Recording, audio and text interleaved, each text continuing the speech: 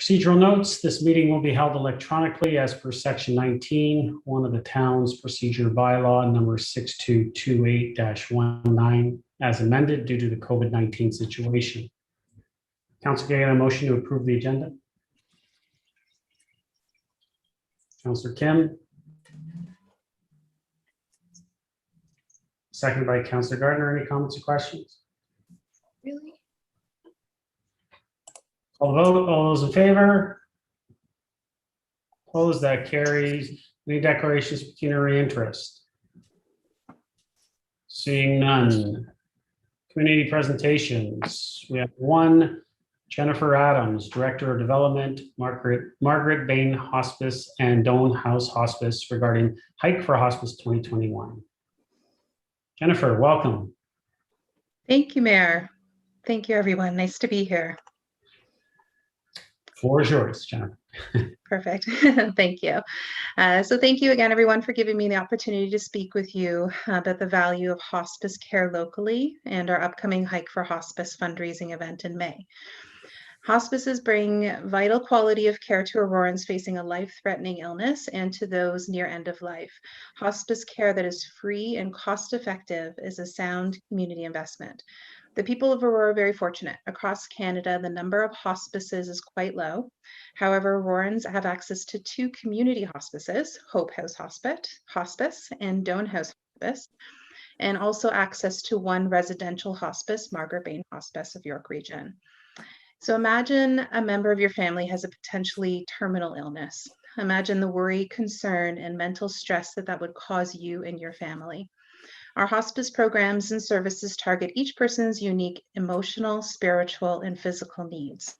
By surrounding our community members with a strong circle of support, we can help them make decisions for their days ahead.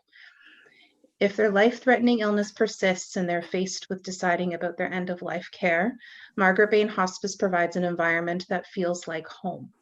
It's a place where families meet a loved one in peace, a place where gardens are grown, and where serenity and a dignity for all is at the forefront. Annually, we support over 1,250 individuals through our programs at Margaret Bahen Residential Hospice and Doane House Community Hospice. And this is made up of approximately 95% of Aurorans and Newmarket residents. Residential and community hospices depend on philanthropic giving and fundraising. While the government partially funds the clinical operations of our hospices, it's estimated that more than 50% of our overall operating expenses must be raised year after year to make up for shortfalls. Our hospices rely heavily on volunteers, from direct patient care to housekeeping, from meal preparation to night vigils. Hospices simply do not function without our armies of care. So the bottom line really is this: our hospices survive due to the generosity of their communities and the unfailing commitment of staff. So these 2 energies come together in our major annual fundraiser, the Hike for Hospice. This initiative helps fund food, utilities, spiritual care, social work services, music and art therapy, volunteer services, bereavement support, and administrative support. I'm asking you today to join us this year between May 21st and May 31st. You can hike, bike, walk, or run, whatever activity you favor. And as leaders and influencers, you can help to promote Hike for Hospice among your networks. As individuals, you can build a team to raise funds. Your impact for this essential community investment can be large, and you can change lives in truly meaningful ways. So let me end with a testimonial from a woman whose husband stayed with us at Margaret Bahen Hospice. So my amazing husband spent his last 30 days on this earth at Margaret Bahen Hospice. We have nothing but warm memories of our time there. The compassion, level of care, and the overall feeling of this home away from home is like a long, warm hug. We fondly remember our nursing team: Diane, Anka, Meredith, Barb, Patty, Elena, Lisa, Mark, Holly, Rachel, and Angela. And our wonderful cleaner, Susan, and all the volunteers and other staff that made our life so much easier at the most difficult time of our lives. So making the difficult easier, that's really what we're all about. So thank you for the privilege of speaking with you today. And I hope we can count on you to help us reach our goal of $70,000 from this year's Hike for Hospice. Please visit our website at myhospice.ca, or you can get in touch with me by email at jadams@myhospice.ca. Thank you very much. Thank you, Jennifer. Council, can I get a motion to receive? Presentation moved by Councillor Humfryes, second by Councillor Thompson. Comments or questions? Councillor Gardner? Thank you, Mr. Mayor.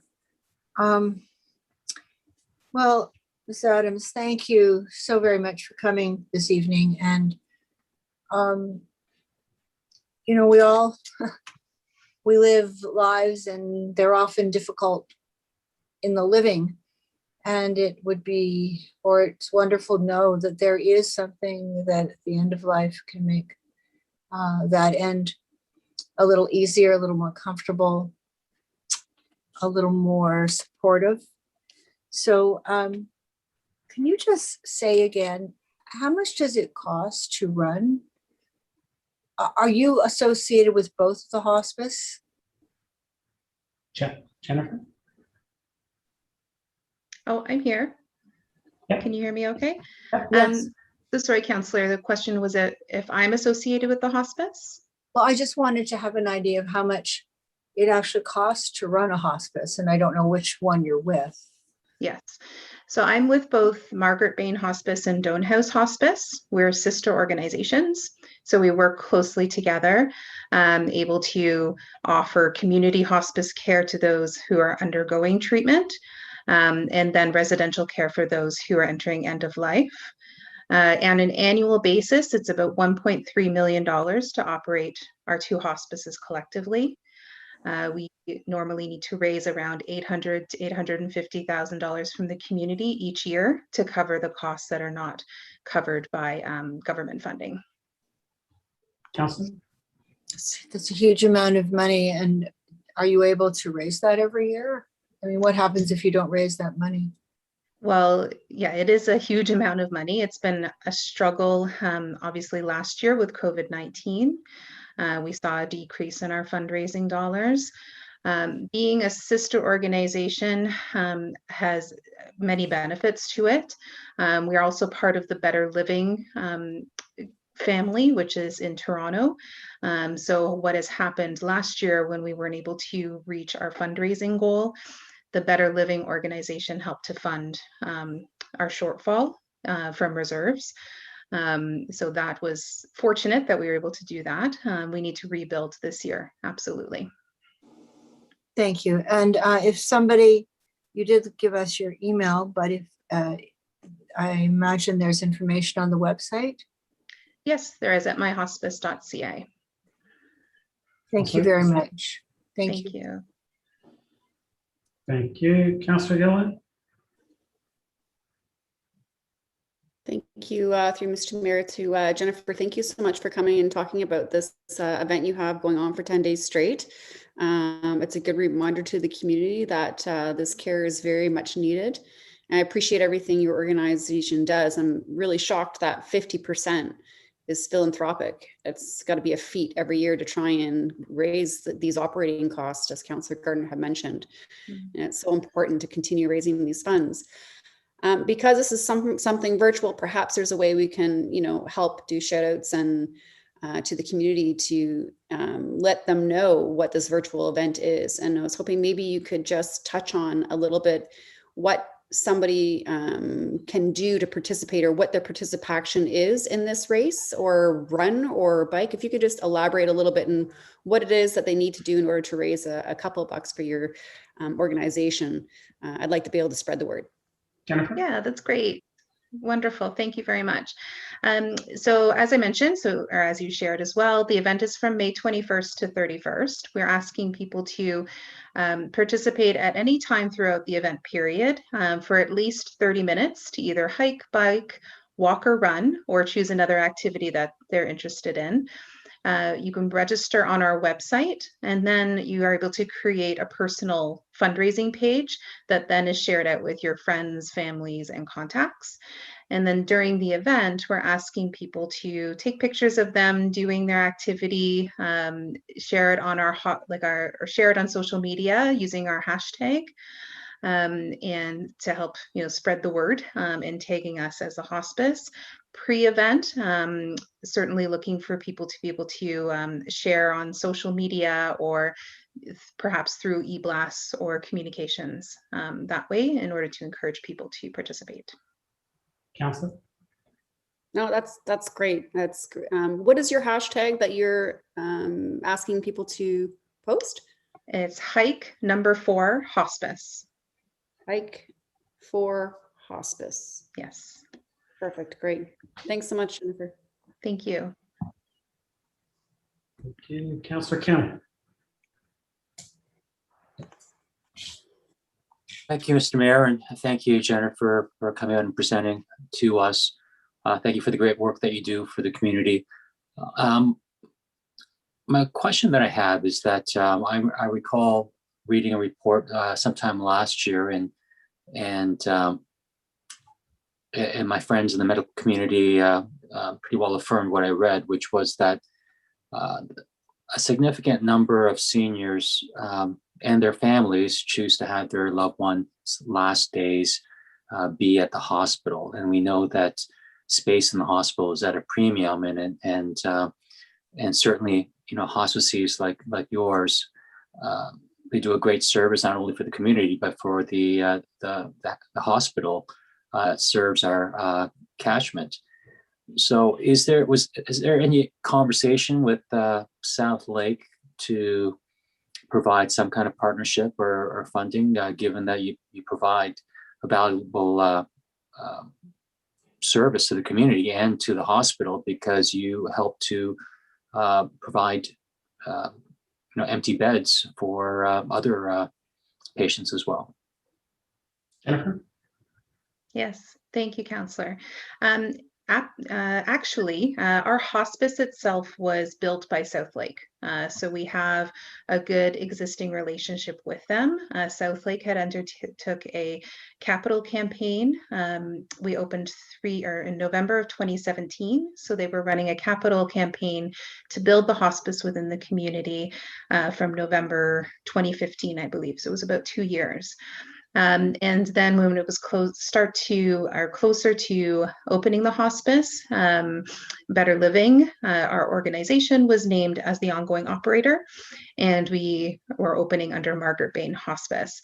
So there is a good long-standing partnership that we have with South Lake. We obviously do receive the vast majority of our residents from South Lake, which makes it really convenient because our residential hospice is located on South Lake campus.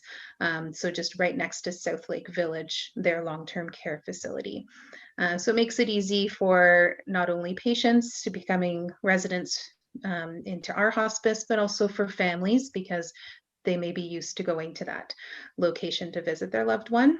Major difference being between the hospital care and hospice care is that we are allowing visitors, and obviously with different restrictions in place, but it has a different visitor policy at times as what the hospital is able to provide at this point.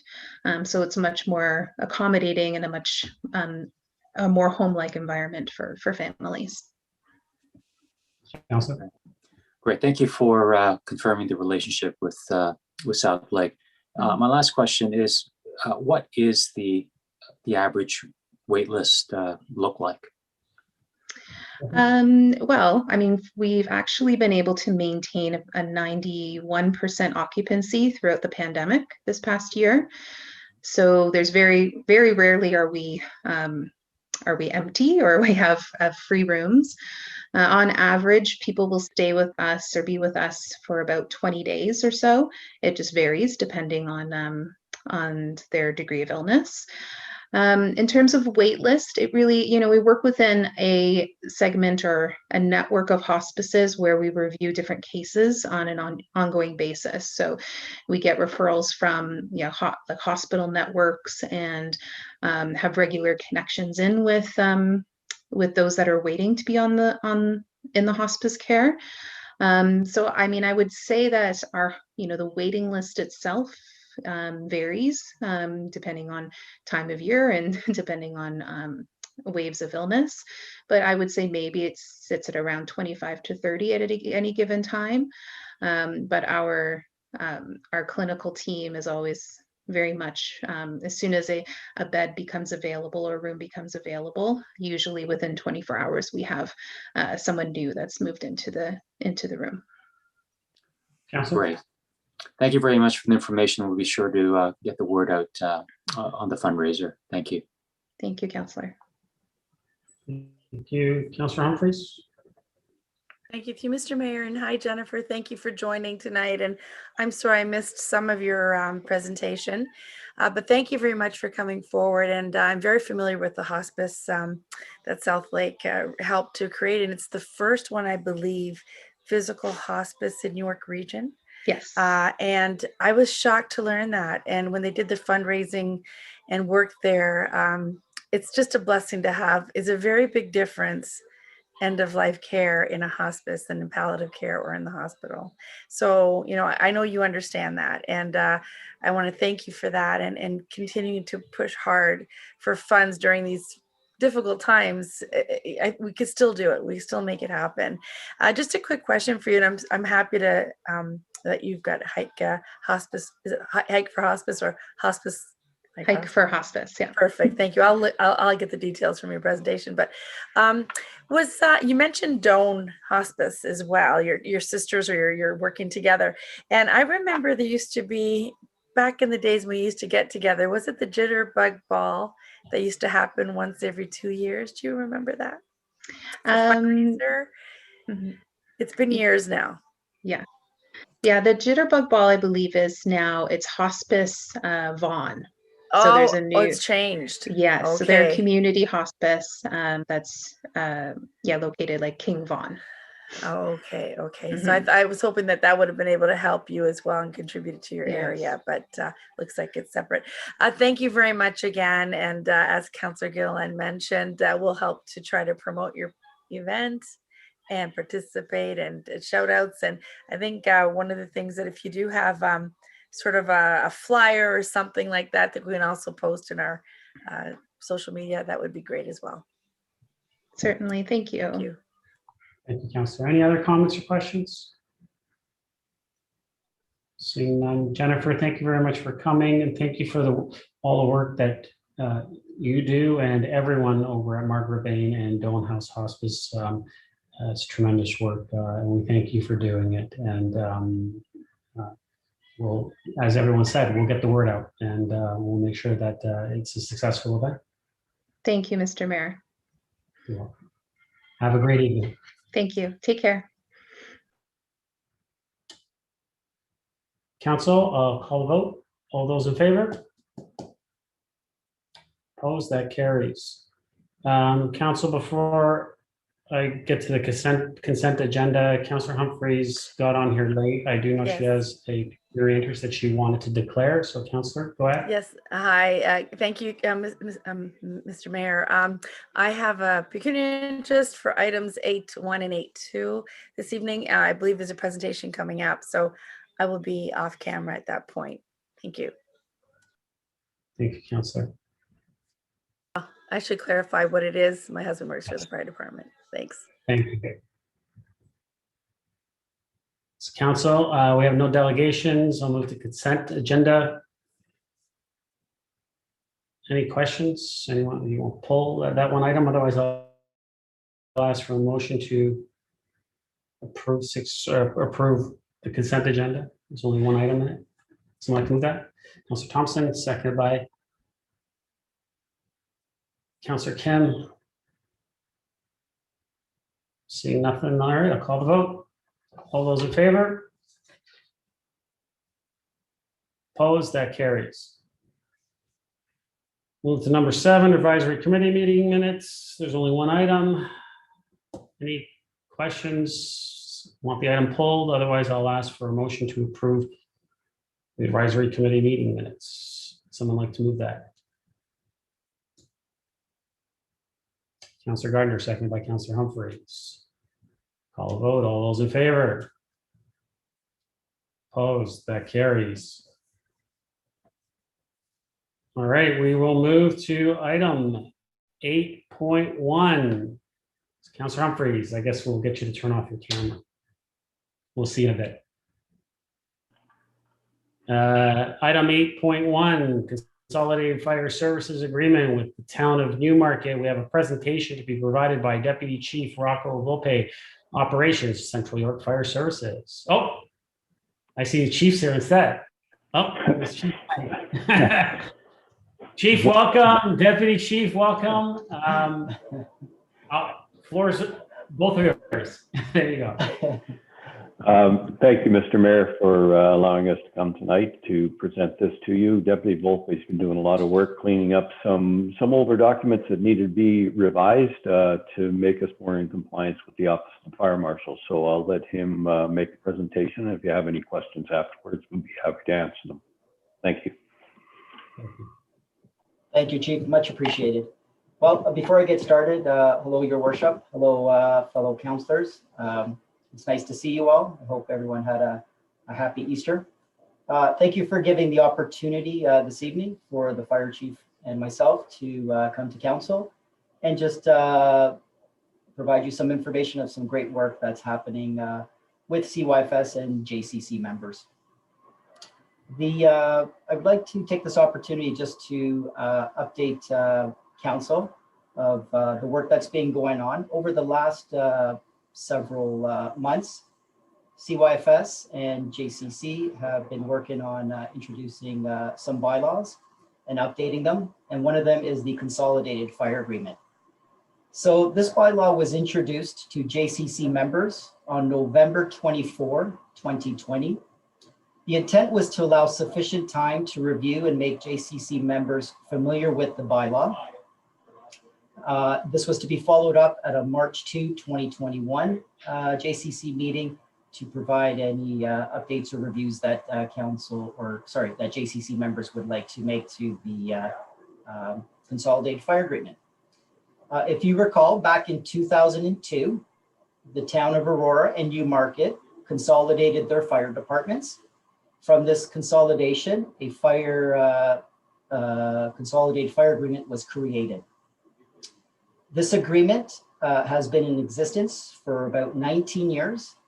And in my opinion, of CYFS, that the relationship is working great between the town of Aurora and Newmarket. As part of its age of the document that I mentioned, about 19 years, with exciting news of Station 4 or 5 coming online with an anticipation date of May 2022, plus an upcoming master fire plan review that JCC members are going to be aware of shortly. It was decided that it would be a good review and opportunity to look at the agreement and update it as needed. And as also the chief mentioned, just to have our documents updated in compliance with our OFM-EM partner.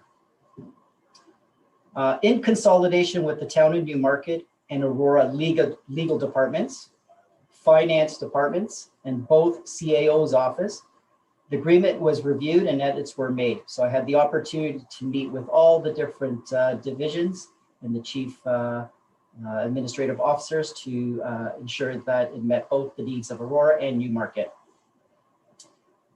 With everyone's collaboration, we provided JCC members the document at the March 2, 2021 JCC meeting, where it was recommended by JCC to move forward and have both councils approve. And this is where we are at the step 1 with the council, with the Aurora Council. All in all, in the document, there are 4 updates to the Consolidated Fire Agreement.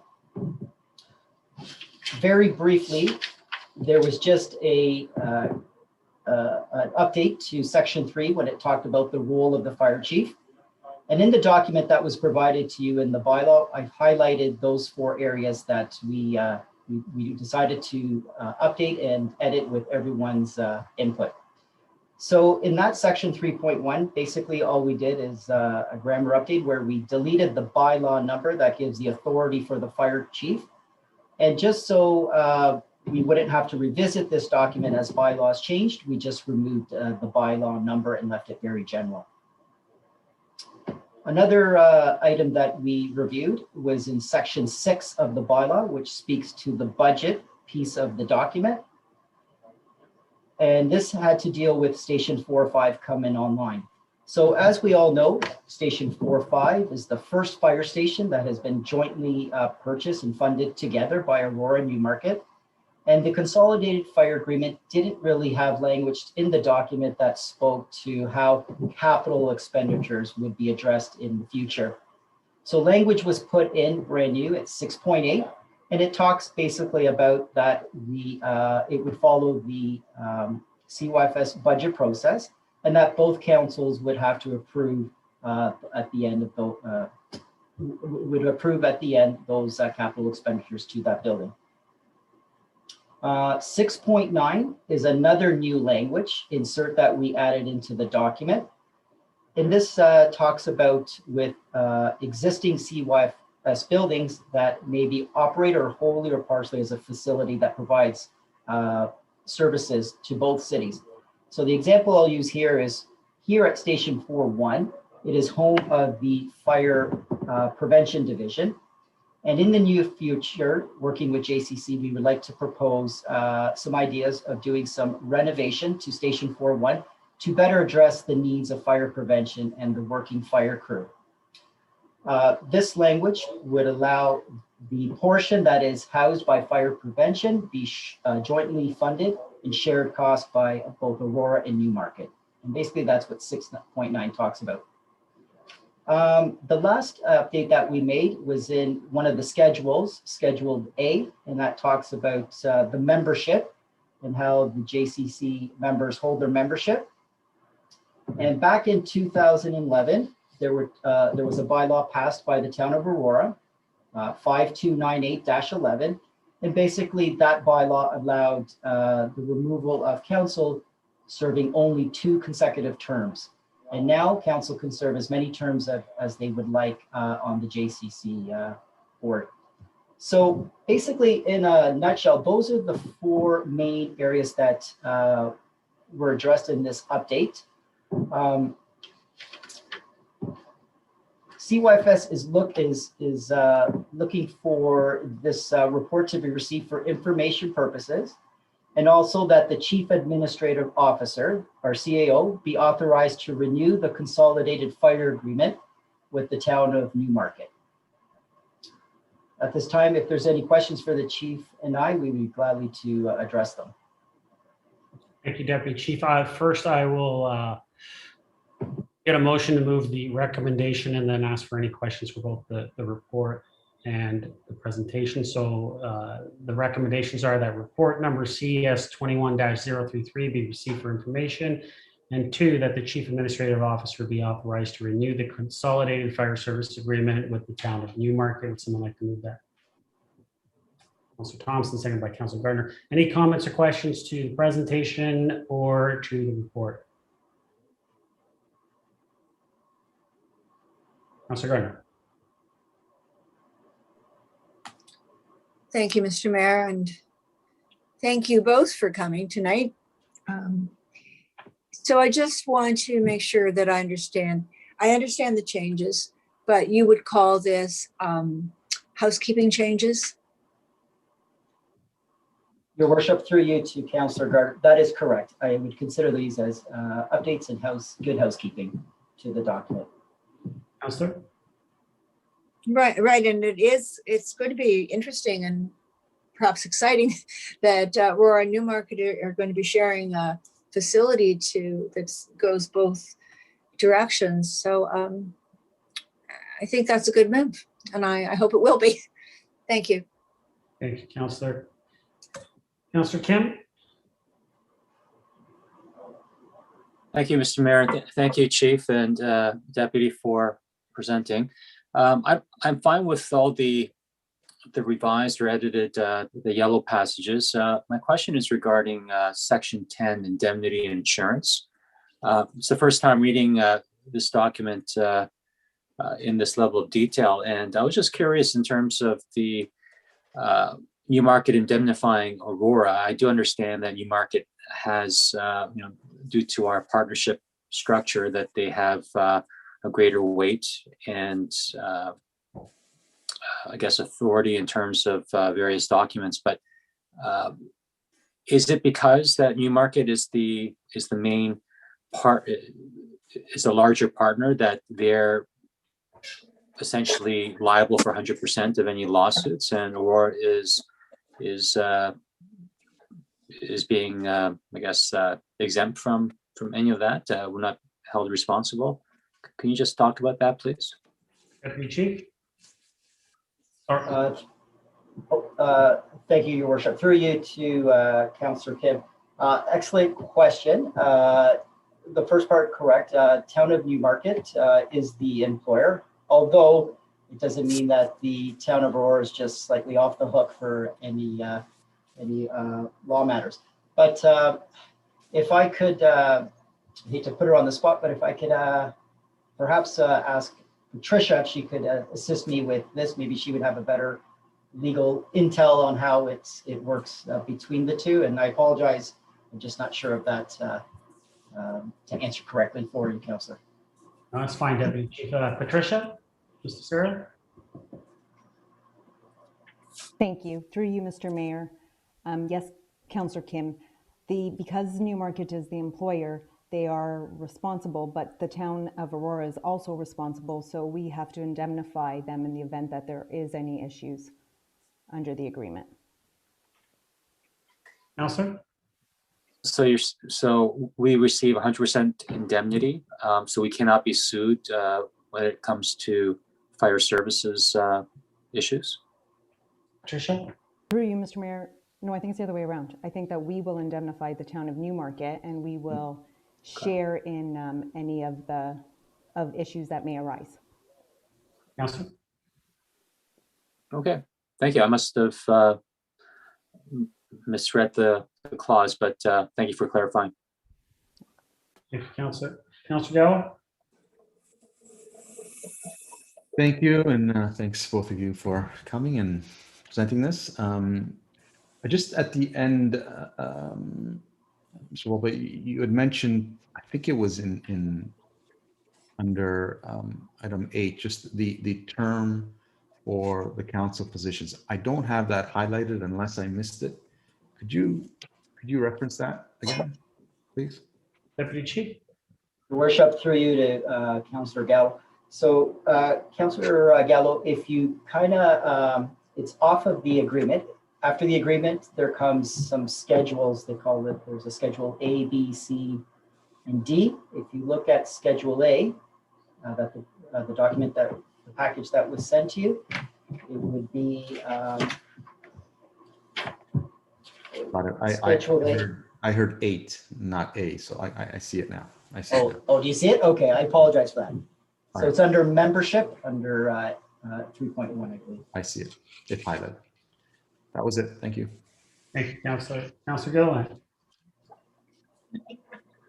Thank you, through Mr. Mayor. Just a quick comment saying thank you so much for all your hard work on this. I know it's not easy going through this housekeeping exercise. It's a lot of language, a lot of wordsmithing. And I know at JCC we had a couple of corrections and it looks great. And I really, really, really appreciate you guys highlighting what you guys have changed, because if we had to go through this and kind of dissect what it was that was actually changed in the track and guess what those track changes are, I don't think I'd catch it. So again, I just want to thank you so much. Thank you, Councillor. Any other comments or questions? Seeing none, Chief, Deputy Chief, thank you very much for the presentation. Your Worship, before I conclude this report, I'd just like to pay special thanks to Rachel, the CAO, and Patricia for taking the time to meet with CYFS and working through the review process with us. Much appreciated. Thank you for that. Thank you for coming out. Thank you, Chief, for coming out. You said a lot. Good thing I'm not paid by the word, right? Well, thanks for coming out. It's always great to see you, Chief and Deputy Chief. Thank you very much. Have yourself a great evening and stay safe. Your Worship, I apologize. I think CYFS has one more report or bylaw. Oh yeah, actually, yeah, you're doing another presentation. You're right. So we'll keep you here. Actually, I won't say goodnight to you just yet. So just hold on a sec. Chief, you might actually say a few words. So, council, I'll call a vote on 8.1. All those in favor? Opposed? That carries. Move to 8.2, which is the Central York Fire Services bylaw to regulate. And we, as we just found out, we have a presentation from Deputy Chief Rocco Volpe. Deputy Chief. Thank you, Your Worship. Thank you for allowing us to present our second report. So CYFS introduced this bylaw to JCC members at the November 24, 2020 meeting. The intent of the bylaw and the fire report that went with it was to allow time for JCC members to become familiar with the bylaw and the current CYFS business delivery model that we deliver each day. Known in other municipalities as an ENR bylaw, which stands for Establishing and Regulating Bylaw, it establishes the fire department, a common bylaw that municipalities have in place. Currently, as you know, we also have a consolidated fire agreement that speaks to establishment of our JCC committee, capital expenditures, financial costs to our facilities, arbitration protocols, etc. The regulating bylaw that I proposing to council does the following. It explains the business delivery model for CYFS. It provides the general public with departmental structure. It outlines our programs and services offered by CYFS. It talks about our great student programs that what we have in place, such as our smoke alarm campaign specialist. It outlines the emergency response and rescue services we provide. And it also describes the responsibility and functions of our fire administration, fire prevention, and training division. This document that the general public can review on the website is to inform themselves on how CYFS delivers our services and programs. It also sets out the level of council that has been set. All in all, basically CYFS, as you know, delivers abundance of programs and services. And basically what this bylaw has done is we just verbalized it now in a written document where we can put it on our website, and the general public can now look at this bylaw and get a true snapshot of the great programs and services we deliver. Plus, in addition, when there is new councillors that join Town of Aurora or the JCC, they can pick up this document, and after they review the bylaw, they would have a sense of all the programs that we deliver. If there's any questions, the chief and I could take those questions, Your Worship.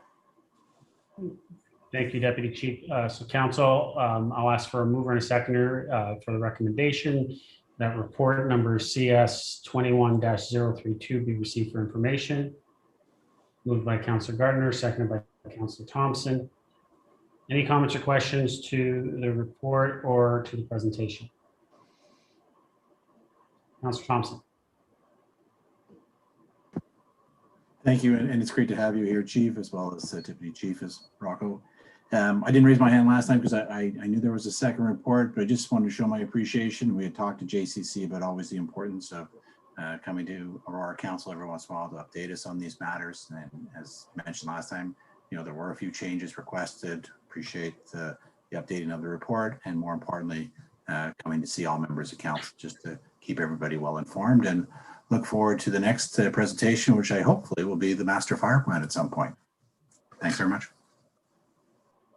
Thank you, Councillor. Councillor Gardner. Thank you, Mr. Mayor. And I think it's important and smart to put the business delivery model on the website, because the general public knows very little of what a fire department does. I mean, we all know the basic job, but the fire department involves so much more, and it's it has to be a business delivery model because you're responsible for a lot of money, and it's the public's money. So I'm very glad to see that this is on the website. Thank you, Councillor. Thank you. Any other comments or questions? Seeing none. Chief, Deputy Chief, thank you for coming. Really appreciate it. Have a great evening. Thank you, Your Worship. Thank you very much. Council, I will call the vote. All those in favor? Opposed, that carries. Mr. Clerk, I was just about to ask you if you can let Councillor Humfryes know. So, Councillor Humfryes, welcome back. We'll move to 8.3, request for amendment to parking bylaw number 4574-04.t. Recommendation that report number PDS 21-046 be received, and 2, that a bylaw to amend parking bylaw number 4574-04.t be enacted to prohibit parking on the southeast side of Kitimat Crescent from 8 a.m. to 4 p.m. Monday to Friday, September 1st to June 30th. Would someone like to move the recommendation? Councillor Gardner, second. Councillor Thompson. Comments or questions on this report? Councillor Gardner. Thank you, Mr. Mayor. I believe we've all received a letter, an email today about this. I have to admit, my daughter had surgery today. I haven't read it. Could somebody perhaps outline what the concerns were and if this bylaw addresses those?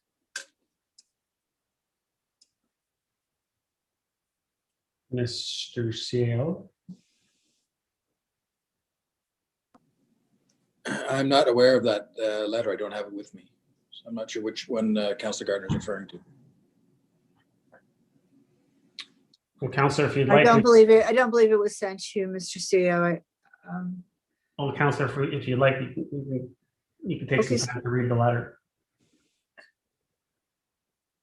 I certainly could do that, but it has been a difficult day and I just didn't get a chance. So, oops, sorry, my daughter's in the. No problem. Well, we'll put Councillor Gardner on pause for a second. Any other comments or questions? Councillor Gilliland. Thank you. So unfortunately, Councillor Gardner is away from the phone now, but in case anybody didn't have a chance to read the letter, my takeaway was that the bylaw department and their observation was not issuing tickets when they should have been. So I wasn't quite certain of whether or not they were for the no parking or not, other than the fact that enforcement needs to be, I guess, ramped up or adhered by our staff. So it was more or less that kind of an observation. As far as what's being presented today, I guess my comment is, instituting no parking for the sake of the emergency vehicles makes sense. I would be in favor of that. Although I think the point that the person is trying to make is, so long as bylaw is actually going to enforce it and write the tickets and warnings, then this will work. And if they don't, there's really no point in instituting the no parking from Monday to Friday, 8 to 4. So that's really the comment. So Councillor Gardner, I don't know if you heard anything that I had said about that letter.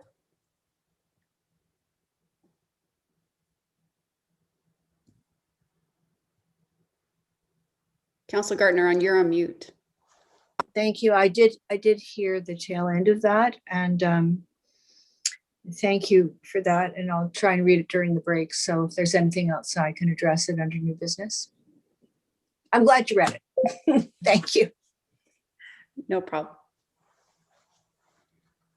That's all. I just wanted to kind of go over what the letter said in case nobody else had a chance.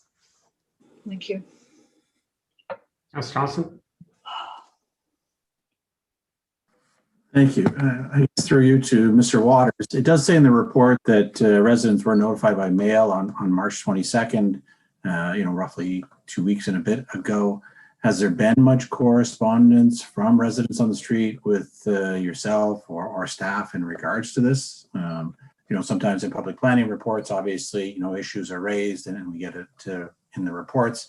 I didn't see anything here really outlining some of those concerns or thoughts, but perhaps just from timing, it's not there. Can you elaborate on anything you may have seen or received other than the letter that was referenced right now? Mr. Waters? Through you, Mr. Mayor. First of all, I did not receive this letter, so staff are not copied on it. Second of all, we have not received any feedback or comments from the residents in the area. Councillor? Thank you very much. Thank you. Councillor Humfryes? Thank you, Mr. Mayor. I did read the letter today, and actually bylaw was copied. Ms. Van Leeuwen and Mr. Rye. So, and it really was just in reference of enforcement and making sure that whatever happens, that there's enforcement that goes with it. Thanks. Thank you, Councillor. I'm in support of this amendment thing, or this change. Any other comments or questions? Call the vote. All those in favor? Opposed? That carries. 8.4, Canadian Achievements, Diversity and Inclusion Mural Guidelines. Recommendations are that report number CMS 21-014 be received. 2, that the Canadian Achievements, Diversity and Inclusion Mural Guidelines, including the mural themes, location, public consultation process, and timetable be approved. And 3, that the manager of Library Square be directed to initiate the selection process for the Canadian Achievements, Diversity and Inclusion mural through an online call to artists application process following a public consultation process as outlined in this report. Would someone like to move this recommendation? Councillor Kim, second. Councillor Humfryes, any comments or questions on this item?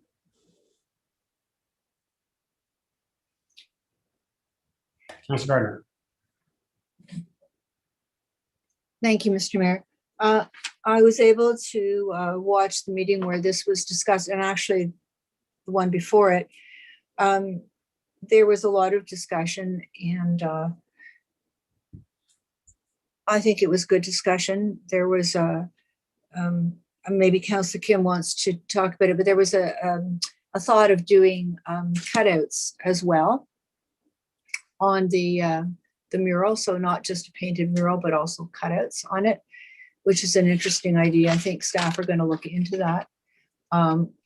My concern was that it might be hard to maintain if there was, flying garbage caught in those cutouts. It would have to be looked at every day by staff. So staff was going to speak with, I can't remember which community it was north of here, who has one of these, and it's really nice, and just see what implications there might be for maintenance. But I think the committee is really glad to get this finished with, because they wanted to go on to other issues. And so I'm glad that it's done, and I think it looks pretty good. I don't know if Councillor Kim has anything else to add. I imagine he's pleased that this was, is going to be finalized by council tonight. Thank you, Councillor. If Councillor Kim puts up his hand, I'll get to him at that point. He hasn't put up his hand yet. Okay. So I appreciate it. Is that all, Councillor? For me? Yeah. I think that's quite enough. Okay. Okay. Thank you, Councillor. Councillor Humfryes. Oh, no, that hand was up from before? Okay, thank you. Councillor Gallo. Thank you. A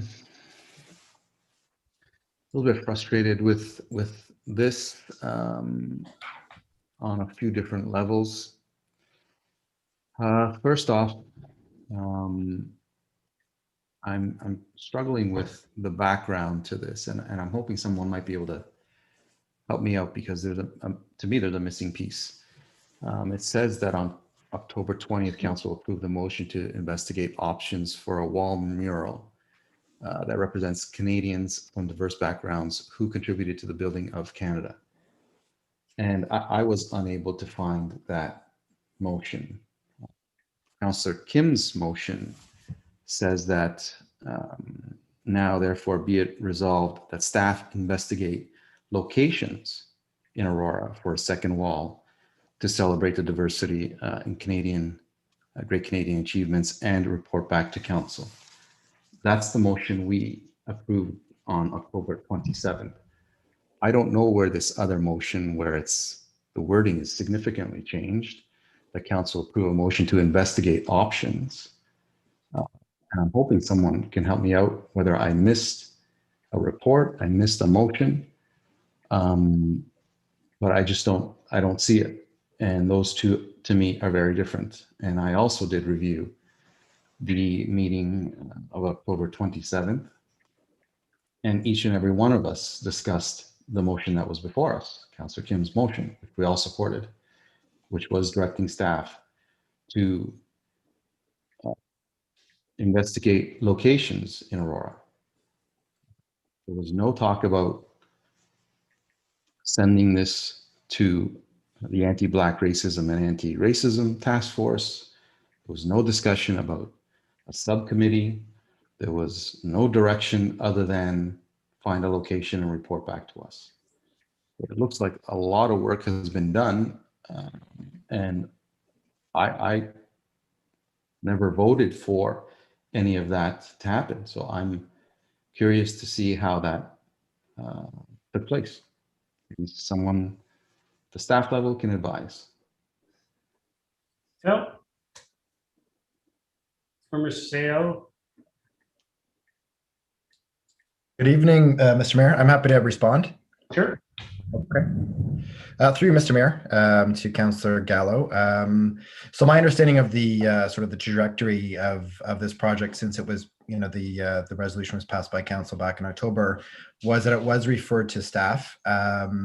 Certainly, what we have been working on goes a bit beyond examining or exploring different opportunities for locations, although that was certainly part of the work that the task force as well as the subcommittee undertook. So I think after following October 27th, it was essentially handed off to staff, and I was kind of tagged as the point person to run with this project. In terms of how it got to the task force, I'm not entirely sure, but I will say that we took that resolution in terms of exploring locations, and we expanded it to explore what else that meant in terms of what's going to be at that location. So there's been a lot of dialogue back and forth. We've formed a mural subcommittee out of the task force, which includes 4 members of the actual task force. And so what's here before you today, Councillor Gallo, is essentially a recommendation regarding the location, in addition to everything that sort of goes with it. So, in addition to talking about the location, we talk about what obviously could go at that location and all the details of actually going ahead with releasing the call to artists, to finding the artist, to actually executing the piece of artwork. So I don't know if that answers your question, but I know a lot of it is tied up in this report. But the location, certainly, we address it in the report, in the guidelines, but I can't speak necessarily to how it got to the task force. But I've been running with it and collaborating with that task force since October of last year. Councillor? I mean, part of my problem is the actual motion that we passed isn't part of the report. Not even in the background, the words have changed. I don't have an issue with that task force weighing in, but I would have liked to have had a discussion on who, maybe all of us have an opinion on who might weigh in on this subject. We never got that chance. I feel like I'm here tonight. This is complete. Just want us to rubber stamp. Had no input into any of this. If we were to change course, it would delay. If we were to say, well, let's reach out to another committee, let's reach out to the arts community, it's going to delay it. It's not part of any of this. And it really was not the direction of council. What I was expecting to see it, because to me, words matter. And what I approved was to ask staff to come back with locations. It was supposed to be in March. From that point, we would have certainly had a discussion on, okay, found a location, how are we going to address this? There was no direction to staff to go out to any committee, to go out to any subcommittees, to do any of that. And I have a problem with that because I had not had an opportunity to express my opinion. Maybe I would have wanted other groups to be part of that. It's just not the way it should be done. On a really good idea. I don't know why we continue to do this. It's so frustrating. And I hate to bring this up, but to me, words matter. When we pass motions, I pay attention to what I'm raising my hand for. And that's what I expected. In terms of my second frustration, perhaps Councillor Kim can speak to this one, is the donation. Once again, I have no say, no information, no nothing.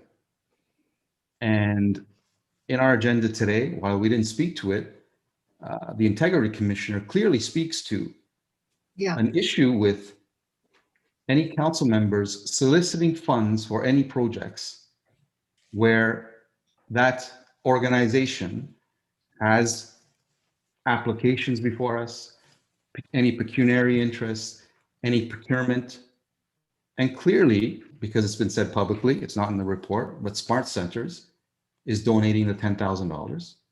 They definitely have planning applications before us. The Integrity Commissioner was clear that we shouldn't be doing that. Not only should we not be reaching out to those entities, we should not be directing the funds. And clearly, both of those things have happened. I'm happy they're donating, but I have not had the opportunity to have any discussion, any debate on that. Is their name going to be on it? Isn't it? I don't know. I have no idea. If that's the case, well, could we have gone out to the community and solicited funds? Could we have reached out to other people? I have no idea. It's two very significant points that turn something really good into something very awkward. And I'm not going to be shy about it because I support it, but we need to follow appropriate process. And to me, I feel like I'm left out of the conversation, and that's not right. I'd love to hear what my colleagues have to say as well. Thank you. Councillor Doane. Thank you, through Mr. Mayor. Just some comments. Councillor Gallo had actually brought up quite a few questions that I have prepared for staff as well. And again, I'm in support of identifying a second mural location, and I was under the impression as well, and I looked back and was trying to understand what the resolution was, and I was under the impression that we were going to come back with some sort of choice of locations to discuss, much like the downtown mural plan, when staff had reported and came back and identified some areas for Mayor Marax's motion. That process was followed. And, we had kind of a laid out plan of where those opportunities were. And I was just kind of understanding, where's this missing piece? And I think it's wonderful that we've gotten from, this spot now and identifying to a subcommittee to, a process, but I'm trying to understand the start and the finish. At which point, did we decide that that was the location? Who decided that location? Mr. Nadarozny, I'm hoping maybe you can answer that. Mr. Seao. Through Mr. Mayor, this location came up when the landowner offered the site, and it was seen as obviously a complementary one, given that the other mural is on the opposite facing side of the street. So it just took on a very quick, natural place to put it. And so then we had a diversity committee created with the name diversity right in the committee. And, or not the name of the committee, but obviously one of the roles of the committee is diversity, and this was already underway. And so it seemed like a natural thing to update that committee on the progress that Mr. Rose spoke about earlier. And so that's how these two became intertwined. Councillor. Thank you. And so, I mean, my next question was, does the owner agree? So clearly he does, but this is just one location. And it would have been nice if council had the opportunity to discuss whether or not this was an appropriate location. Or if there was other opportunities. We weren't even presented with that. I love the fact that it is going to the Anti-Black Racism, Anti-Racism Task Force. I think it's a very appropriate place for it to be guided with some input and feedback.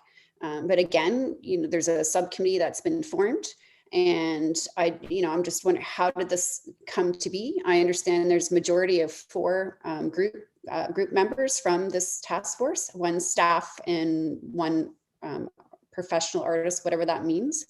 But I'm wondering, would it not be beneficial to, reach out to the York Region Council and have one of the artists on this committee as well, or a member from the Aurora Cultural Center Board, some people who have expertise in art. I think it kind of goes hand in hand. And from what I understand, the Church Street or the Church Mural program has some people in this field that are on this committee, including also the church. So I just kind of feel like, maybe diversifying that group even further within art and this group would be appropriate. And, who's to say maybe we don't have this go to the community advisory committee as well. So I just feel like there's a lot of missing parts as to how we can make this more inclusive within our process. And I just kind of feel like we've been kind of given this and presented this tonight without kind of that backstory and how we got to where we are today without any direction. So I am a little confused on that. So my question to Mr. Nadarozny is who decided that we were going to create a subcommittee, and who decided to nominate who those members were going to be? Yeah. Through Mr. Mayor, I was not at the committee meeting when this course was decided on. I believe it came from the committee itself that decided they wanted to spend more time on it. This committee has been very active and has been looking at ways to get involved. And at the same time, it's sort of an interesting scenario that they're defining their role and their mandate at the same time. And so this was just one of the things they quickly jumped onto. And so I believe it came from the committee themselves. They wanted to consider more deeply the whole idea of the mural. Councillor? Thank you. And, I think it's great they want to be involved. We want them to want to be involved. That's exactly what we want. However, I do feel that we should be branching that out to also some people who are in the art community, or whether it's the cultural stakeholders that we already have a cultural group as well to be involved. That would be kind of something that I would want to advocate for, to make sure that we have a little bit more of that artist expertise on there. As far as the donation is concerned, this is the first that I've learned formally that council's been told that there is a donation. Mr. Nadarozny, can you confirm if this is secured? Yeah. Through Mr. Mayor, I can't confirm that it's secured. I can confirm that I did have a conversation with the donor that expressed interest in making a donation for the work. Councillor? Thank you. Okay, so again, I'm a little confused about the donation as well. I mean, I believe this is the first time it's been formally brought to council, but yet there's been no details about what the donation entailed. Could you confirm who the donator is? Yeah. See, Mr. Mayor, I'd rather not at this stage, given that it hasn't been formalized. I think it would be inappropriate for me to suggest that they're considering it. But. Councillor? Thank you. All right. Well, I mean, I guess because in one sense, it is public knowledge in the sense that it was announced at one of the task force meetings in February that there was a donation that was secured and written in the paper the next day and secured by Smart Centers. Maybe Councillor Kim would like to enlighten us about that, because this is the first time that I've been informed as a council member. So, Councillor Kim? Councillor, I'll direct the questions. I'll wait till it's Councillor Kim's turn to speak. All right, that's fine. So, I mean, I guess kind of shadowing on Councillor Gallo's point, it's like, I think everything is so great, but it's just, my question is the process and understanding what's happening here and that missing loop. And, I kind of feel like, being called in, the decision's been made, we've gotten to this point and everything's hunky-dory, but we're just here to sign the dotted line and say, go ahead. And I'm just trying to understand where that fulsome process is.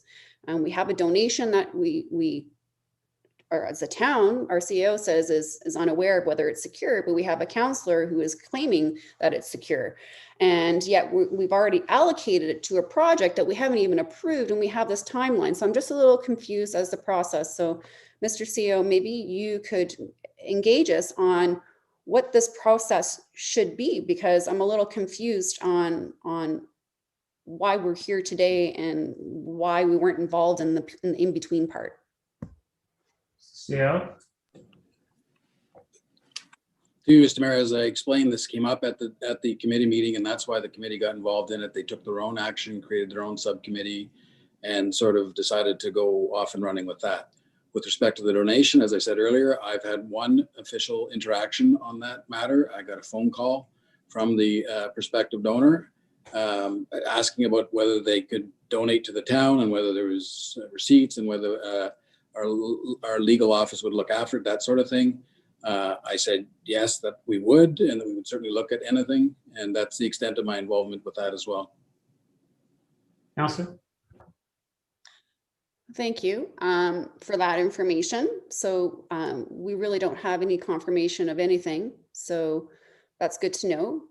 As far as locations, Mr. Nadarozny, are there other options other than this one location? I know I've heard some comments offline from other residents who weighed in who feel that perhaps maybe there's a lot of windows, or it might not be necessarily the best location. And it's just nice to know if there are other options available to look at other than the one that we're being presented today. Yeah. To you, Mr. Bell, of course, council has the final say on location. If this location is not deemed as acceptable by council, I think there was perhaps staff jumped prematurely to the idea that since it was right across the street from the other one, I mean, the original discussion with council talked about the possibility of repainting the existing wall, and that wasn't seen as being appropriate. So this seemed like a very good offer from the landowner to be able to put the second part of this mural effort, in such close proximity. But if council wishes to put it somewhere else or to engage in another process, we would certainly do so. Councillor? Thank you. I mean, I think it's a good idea to at least explore options. I don't think we need to be rushing into this. I think it's fantastic that the task force has the opportunity to weigh in and have input. I would like to see this also go to the Community Advisory Committee. I would love the fact to have maybe some input from York Region Council, or maybe some members from the Aurora Cultural Board. This is a really big project and it's really important. And I think the more input we can get, the better. I understand this is going to go to public consultation as well, but I do feel there's a little bit more work and we shouldn't need to rush through this. Let's take our time and do this right. Councillor Thompson? Thank you. Through you to Mr. Donahue. With regards to the process and the guidelines that we have before us, when I was looking through these guidelines, they seem to be very similar to the guidelines put forward for the wall mural program. Did you sort of use those guidelines as the template for this project? Well, sure, through Mr. Mayor. Yeah, and so I would say the template or the guidelines that we put together for the retaining wall mural project, as well as this one, they're essentially an amalgam of a number of different guidelines that have been put together. There's an organization called STEPS, which is sort of a professional group that deals with public art. So I use some of their documents, as well as the City of Toronto and the City of Mississauga. But for the most part, when you're procuring public art, or you're going out to look for artists to do a public art project in your community, essentially the guidelines are very much the same. So you have the standard language about artist eligibility, what you're looking for in terms of the design. So they're very standard. A lot of them are boilerplate. So what I did was took an amalgam of 3 or 4 different guidelines and put, the local Aurora spin on them, essentially. But they're based on best practice and what it's out there in the industry. Councillor? I appreciate that. And I think, the point I want to make is I think it's important for us to be consistent, whatever the process we agree upon. if council as a whole is comfortable with the process associated with the wall mural program, I mean, that's something that we can utilize or look to guide us through this process. Certainly when I look at the report before us and it talks about in terms of the requirements and the process and the selection and so forth, a lot of it is very similar. And so as long as we're consistent with one and the other, then, I'm comfortable going forward. I had gotten the sense from most members of council that they were satisfied with the process with respect to the wall mural program. And so let's look to that and try and duplicate that. My second question really, and again, I'm not sure if it's best directed to Mr. Donahue or not, has to do with the method at which they want to put the mural up. They talk about the fact that, the person will not be necessarily able to work on heights. And so they want to have them put it on panels and then affix it to the building. However, that's a heritage building. So can you sort of, I guess, explain to me how the process is going to work with regards to, I guess, mounting those panels onto the building, whether that's any concerns or not? Because in the past, we've had other initiatives, most notably the mayor's initiative to string lights on Yonge Street, and that has been held up because of issues with affixing them to heritage buildings. Sure, through Mr. Mayor. Yeah, so we've gone back and forth a little bit. Our original perspective was that the mural would be painted directly onto that wall, which is certainly a little bit easier of a process to undertake. However, in the process of writing this, the conversations we've had with the task force, as well as preparing this report this evening, it was pointed out that given that the wall is quite high, of course, and we're not entirely sure how much of that wall the artist may want to use, it's likely that whichever artist is selected is going to have to work from heights, whether it's from a lift, like a genie lift, or whether it's from scaffolding. And it was pointed out that if that's the case, then the artist will have to have some sort of training for working from heights. My perspective was that if we are going to be, receiving expressions or designs from young artists, it might be a challenge and it might be a barrier for that artist to have working from heights training or require them to have that training before they actually are able to do the mural.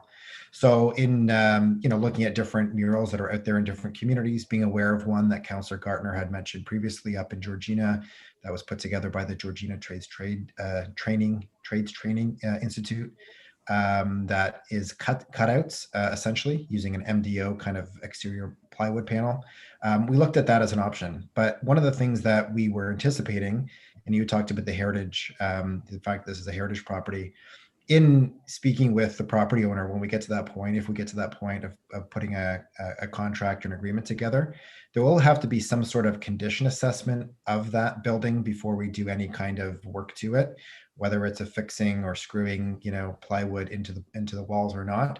So that's something that we would have to work on. I guess we don't have an exact answer right now, but in negotiations or in conversations with the property owner, we would have to, and it's mentioned in the report, that there would have to be an agreement in place that we would work with legal and risk staff to put together that would spell out the responsibilities that we have and that they have, and taking into consideration the fact that this is a heritage property, be one of those, those boxes that we'd have to check before anything goes up on that property.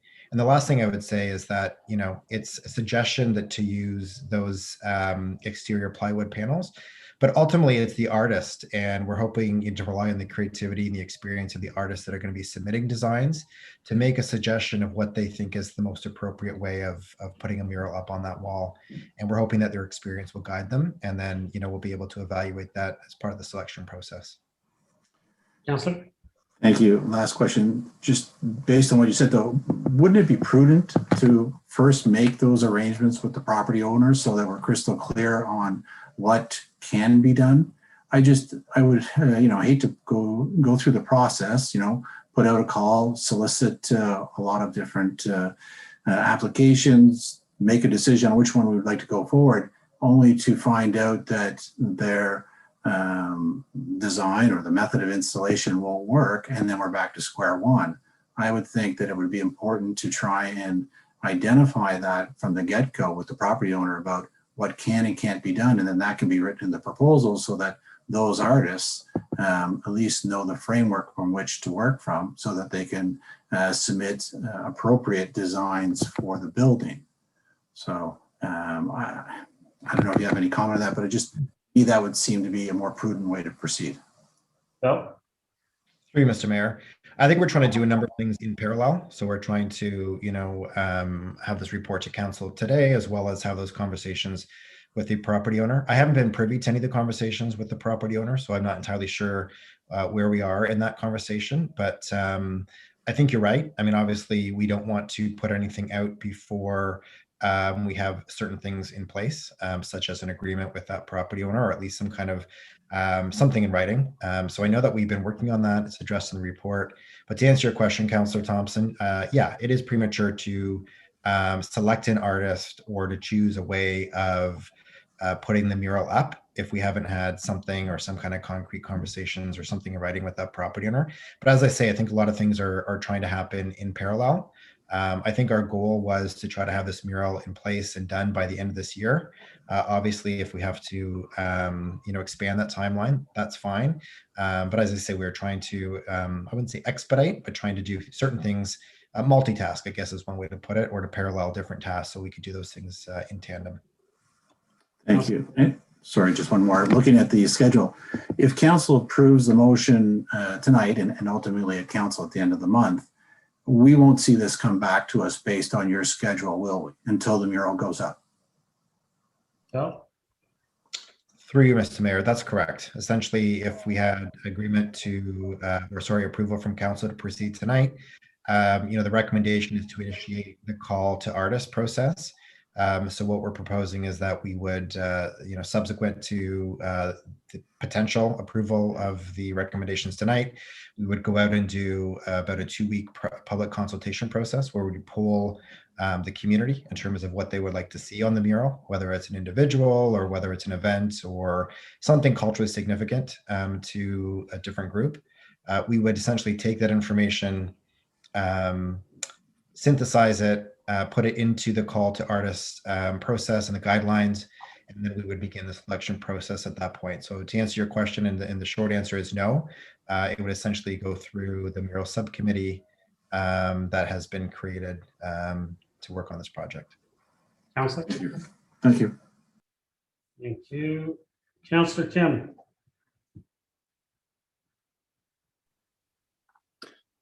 Thank you, Mr. Mayor, and thank you everyone for your thoughts and good questions. And I'll just start with Mr. Rose Donahoe's last point, which is the schedule and having things run in parallel. I'm not running with this. I just put down the motion, and I'm not running with this on a daily basis by any means. Late last year, after the motion was approved, I asked staff to put in a realistic timeline of when they think that a feasible timeline. In any project, you want to put some timeline, whether it's 6 months, 12 months, 2 years, you put it in so that you can work towards it. And this was the timeline that was put forward. It doesn't mean that it's set in stone. It doesn't mean that it's not flexible. It certainly can change depending on various variables falling into place or not falling into place. So it's certainly flexible. And if council sees that this is an unrealistic timeline, then that's fine. We can extend that if certain protocols have to be met. With regards to the sponsorship, I guess until we actually receive the funds, I guess it's not officially here.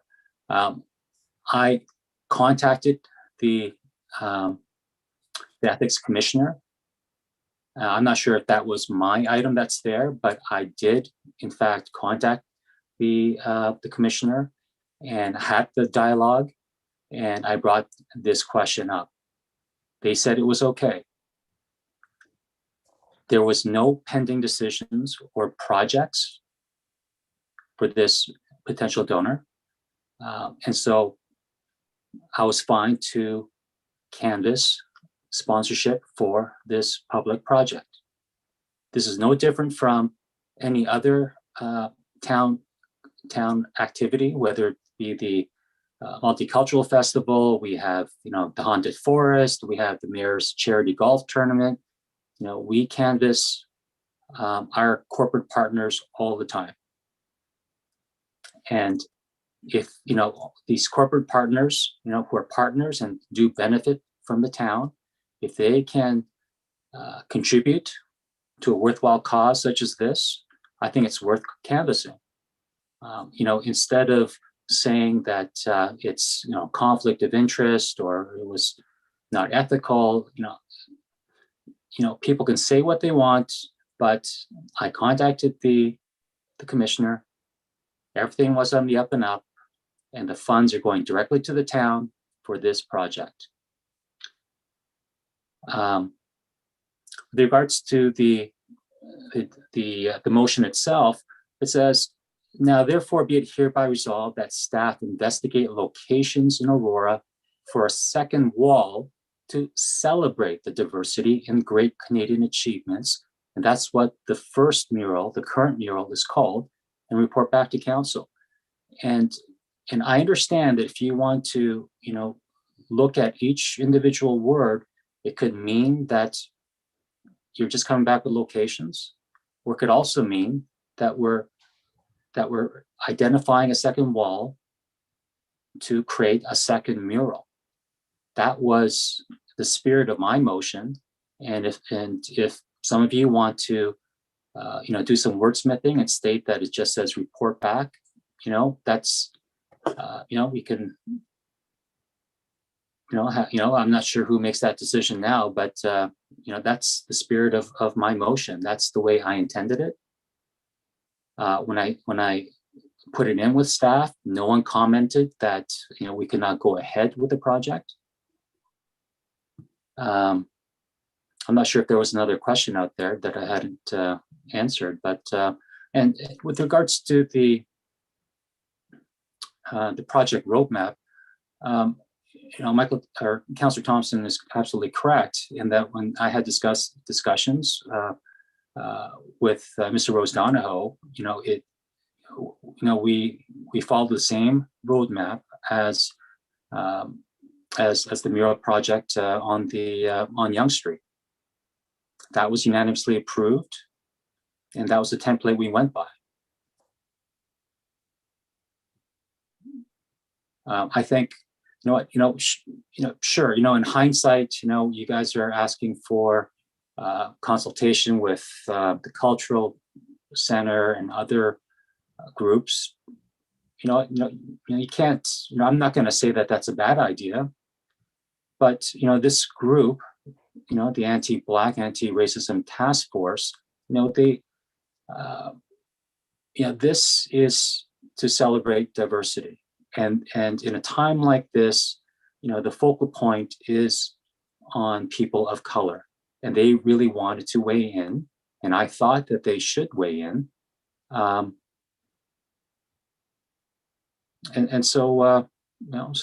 that's my response to that. If all of council would like other groups to weigh in, then that's the choice of council, and we can vote on that. But I think certainly, the task force, they've done a great job, and they certainly need to, weigh in, and their voices are being heard. I'm not sure if I missed anything, but I think I got everything there. And if I missed anything, I'll respond to my second time around. Thank you. Thank you, Councillor Humfryes.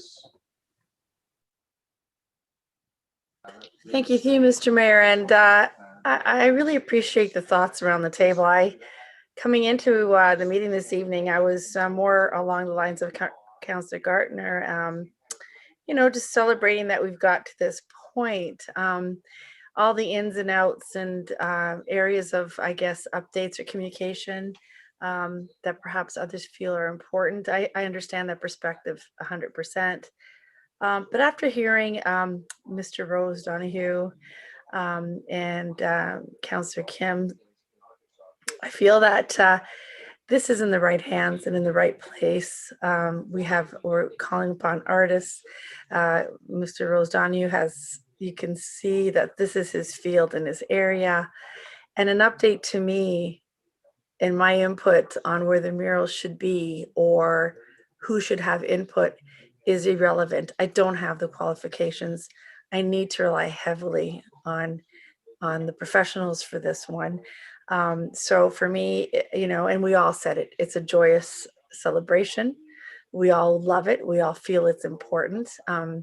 Maybe the process that maybe didn't, in some ways for others, maybe feels not 100% the way it would have been appreciated. For me, though, I feel really comfortable at this point after hearing all the conversation, and that it is in the right hands, and that there's further public consultation. At that point, and perhaps, you know, staff is heard here.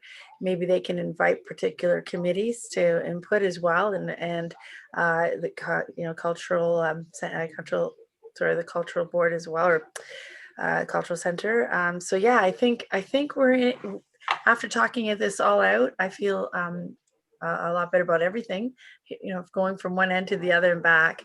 So for me, I'm happy to see this move forward. I don't have any further concerns. I appreciate Councillor Klim's open dialogue on contacting the Integrity Commissioner. And I understand also from our CAO, we don't have the funds just yet, so not sure if they're going to come in or not. So we have to plan for a backup plan if there's fundraising or another capital fund that we can help support this wall.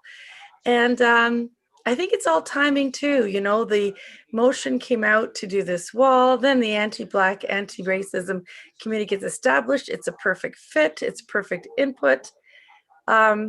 I think it's all timing. I think it's just the way things happen. And we can see in the report, there's almost 5 layers of things going on in parallel. So it's a lot of work at the same time.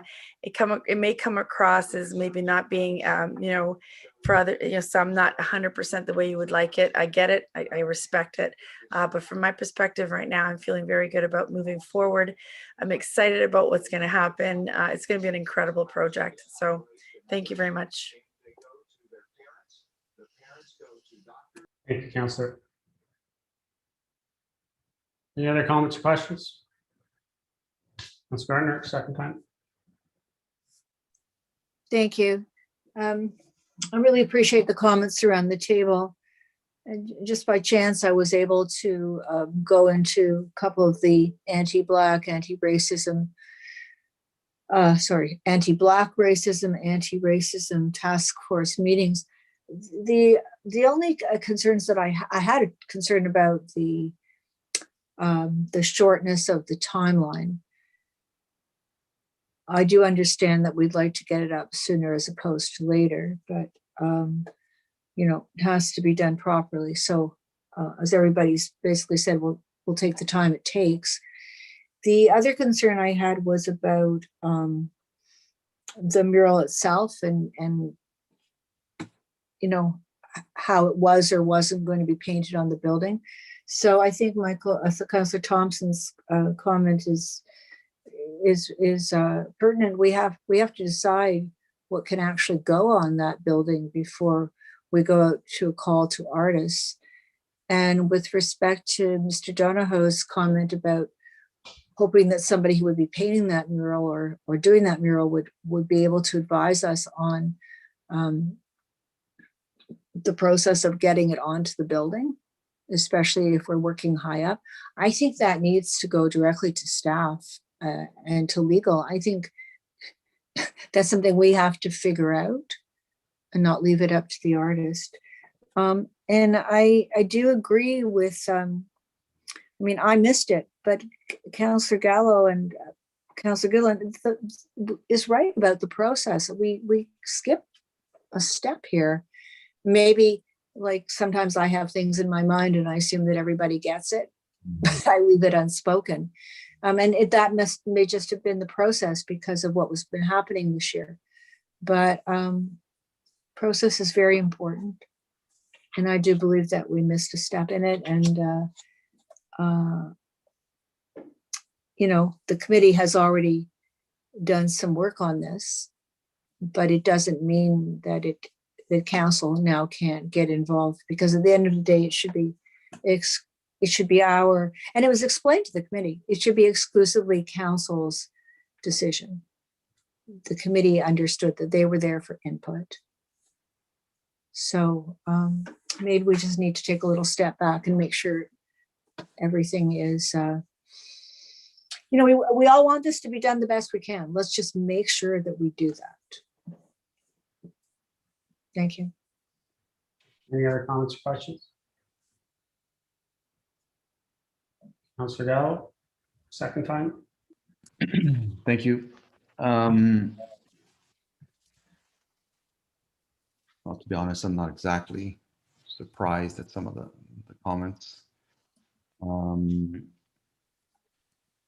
Just in terms of Councillor Kim suggesting there's some wordsmithing going on, and I actually agree with him, but it's not on my part. It's in the report. Wordsmithing is the words were changed from your motion to what's in the report. That's the wordsmithing that has happened.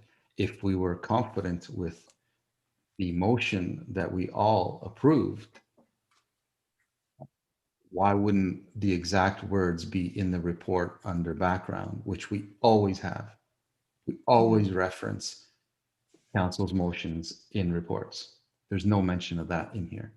The wordsmithing is in this report, and it's been changed.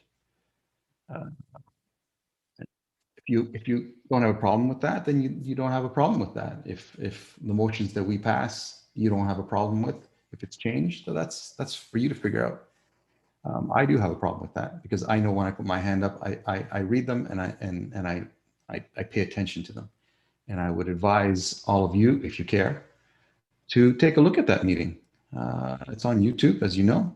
And I think you'll agree with me that the entire conversation was around finding a second location. Nothing else. Nothing else. To suggest that, you know, the intent of your motion was something different. Fine. That is not the discussion that we had. That is not the motion that you put forward. It's very clear what you put forward. And through you, Mr. Mayor, I would like to ask Councillor Kim a question, if you allow me. Otherwise, you know, it won't allow me to speak again if I do have another question, if we wait to him to speak again. So if you'll allow me, I'd like to know when he did approach Smart Centers for this donation. Councillor Kim.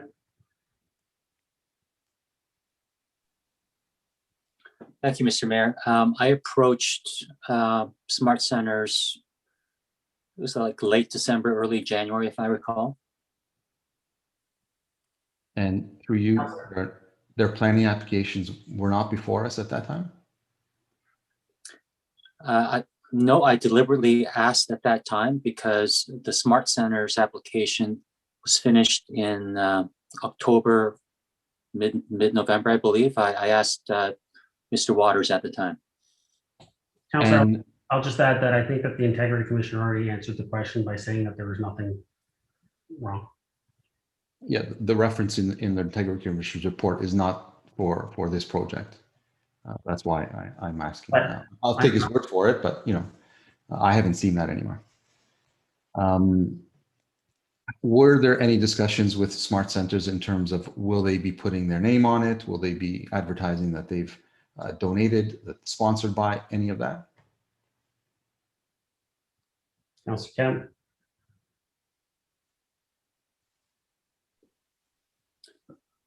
I believe that's the conversation that the representative from Smart Centers had with our CAO, and it wouldn't surprise me if that was included. In fact, in my mind, it's likely that would, because in every other donation, whether it be in the mayor's charity golf tournament, multicultural festival, haunted forest, all the donors are recognized. Councillor. Thank you. And I guess that's part of my problem as well, because what is the process? Maybe there's another donor out there that would have offered more. How do we know that? How do we control this? It seems so ad hoc to me. It does not fit well with me. It's just not the way we should be asking for money and providing advertising for it. Through you, Mr. Mayor, I guess to Mr. Nadarozny or whomever, can we get a sense of whoever spoke to the owner and what their intent is? Mr. Nadar, was it you that spoke to the owner, and did they approach us to say, yes, please, you're welcome to use our wall? Sale. So, Mr. Mayor, I have not spoken to the owner directly. I believe it was basically an offer of a location, and there was a question, I think, put to, I'm not sure who, I have to look into who actually they talked to about it, but there was a question put to staff around concerns about future ability to modify the building should the building be redeveloped, and would there be a way to host the art but still not use the art against the applicant if he were to come forward to want to redevelop the building. And so there were some discussions about that. Not a decision was made or anything, but I know there were discussions around that because that was a concern about putting that site forward as a potential location for the mural. Thanks. Mr. Mayor, through you, can we have whoever staff or whoever spoke to the owner advise us of what the conversation, how that went? Sure. I can let you know that I had an initial conversation with them from that motion where we said that would be one possible location. So because I've had previous conversations with the property owner, it was easy for me to just reach out to them quickly and say, council's looking at locations. Would you be willing to offer up your location? And the conversation was yes. And after that, it was put in contact with staff. So the conversations after went from staff. So was there any discussion through you or to staff in terms of, that is a concern, the redevelopment, as Mr. Nadarozny said, what happens to this mural if it's redeveloped? There was, I guess it wasn't what would happen to the mural. I think it was more of the conversation. My understanding is that it was, would it preclude the applicant or the property owner from ever redeveloping the property if the mural was there? Thank you. Yeah, I mean, to me, I won't be supporting this unless we make some changes. Can't go backwards. There's some good work that clearly has been done. As I said, have some issues with how we got to this point in terms of council direction, but I believe staff should be made to reach out to different community members and engage in opinion. I don't agree with the schedule that after this, at the end of the month, when we approve it, that we will never see it again. To me, if we are initiating this initiative, council should have some type of input toward what it looks like.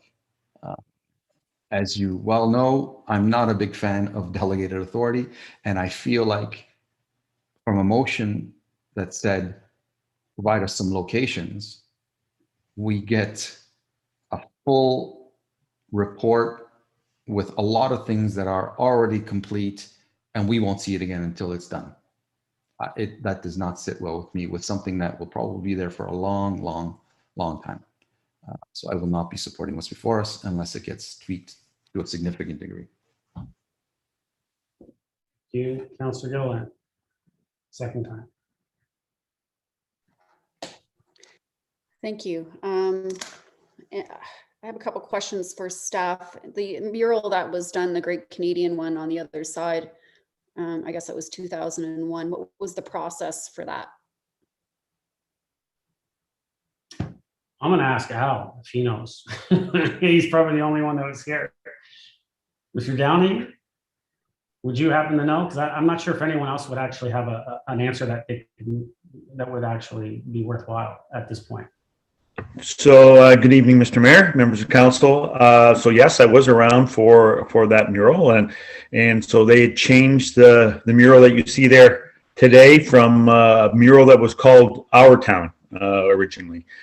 So they actually painted over a previous mural, and it was done through Larter, which was the company that owned the building at the corner, and they came forward to council with the proposal and made a presentation to council on the images that were to be displayed on the wall. Council then agreed to the mural, and some permits needed to be obtained in order to put up some scaffolding and block off the sidewalk while the mural was being done. And it was done over the summer, and you saw a variety of different artists throughout the summer painting different aspects of that mural. So it was actually done by a number of different artists. That's what I recall. Councillor? Thank you. And I guess my comment to that is it was a proposal to council, and council had some input. And, you know, I have listened to everybody around the table, and, you know, first things first, and I'm going to be clear, all the work that this as input has been given from this anti-racism task force is great. And no one is saying it's not. That's not the point. The point we're talking about here is the actual process and that missing piece, the timeline, how it's being presented, you know, other input as well, and also location. Everything feels like everything's been decided. So far as Mr. Nadarozny had pointed out, you know, it was reached out, there was a location, and there was a decision made. There was a decision made. So who made that decision? We didn't have any alternatives come back to council, which is what the resolution was. I was in the impression, certainly under the impression of other locations. I think I recall Councillor Kim saying, hey, this could be a couple years from now down the road, a building that hasn't been built yet or whatever, just throwing it out there so we keep this in top of mind. So when the opportunity comes, we can, you know, present some options to council. We didn't talk about a budget. We had no idea what a budget is, but now we've got something that already has a budget, has a timeline and a location. And it's already, if we approve this tonight, it's going to be done and not back at council at all. And this is a really big deal. I think this is a big deal. It's very important. And again, like Councillor Gallo said, it's something we're going to be looking at for a very long time to cherish. And I don't think this is something that needs to be rushed. Council input, for instance, Church Street, we got all the locations for that. We had a little bit direction. Yes, it was a little bit different in my opinion. Mr. Nadarozny, if you won't mind, you can tell me what status the Church Street location mural is at. Church Street, Councillor? I'm not sure what this, yeah, sorry. Yeah. Which Church Street mural? Not Church Street, but the church mural. Church mural? That's Yeah, the one in front of the church on Yonge. So you mean the retaining wall murals? That's right. Thank you. Mr. Sale?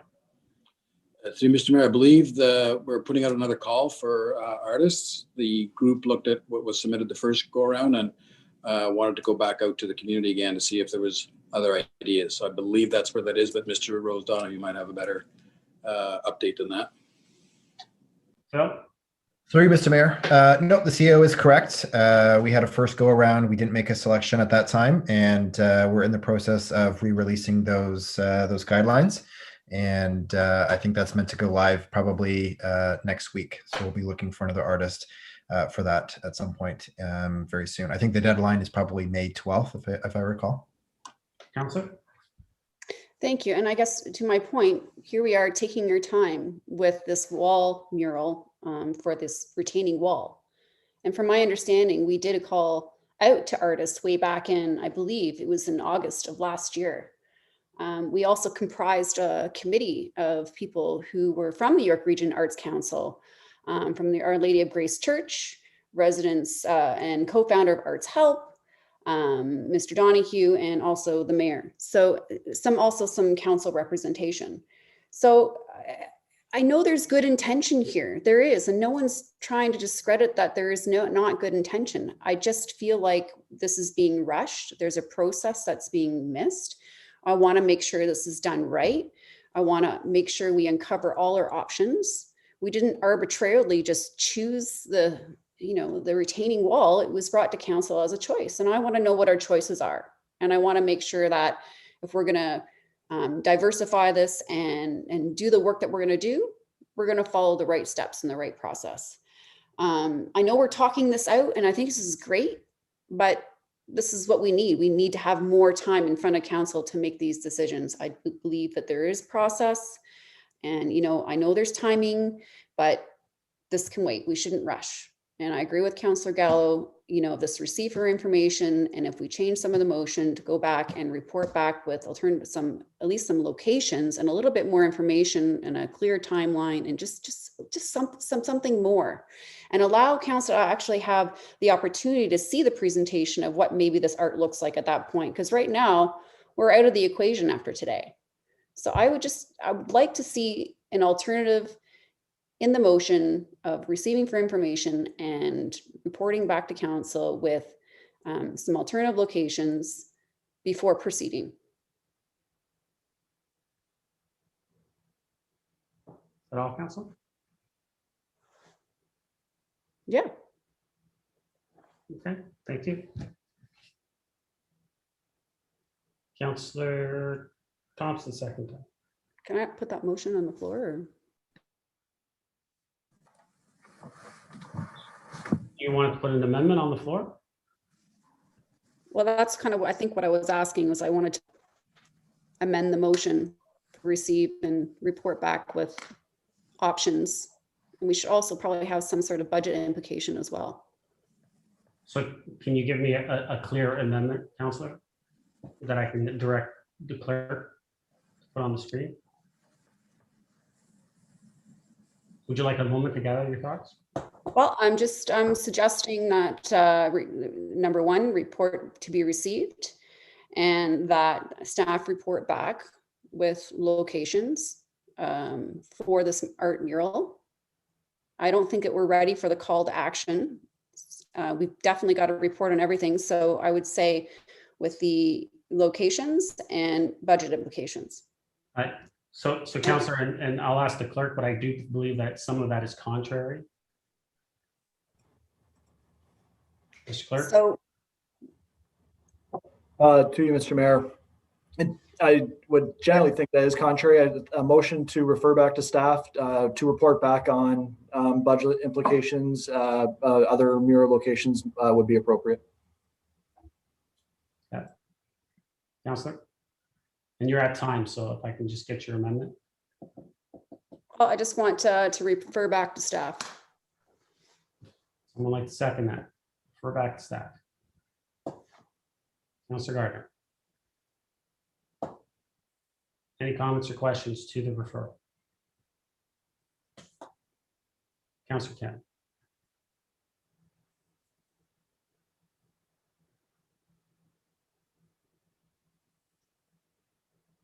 You're on mute, councillor. Sorry, I'm a little bit confused in terms of refer back to staff. What are we referring staff back to? Right, we have to say what it is. Councillor Doane. I'm referring the report back to staff, but I want them to come back with more information. It's not really giving us the motion that you had forward, which is alternate locations and more information of this project moving forward. Right where now we're being asked to make a decision on this project, and I'm not ready to make a decision on this being the location and the project. So I feel like staff needs to report back, refer back to staff to report back with alternate locations. This might not be the right place. This might not be the right place to put art on a wall. It could be a bad application on the kind of materials that's being used, the windows. There could be a various number of things. I just don't feel like we have satisfied enough information on whether or not this is the best location for this. Councillor Kemp.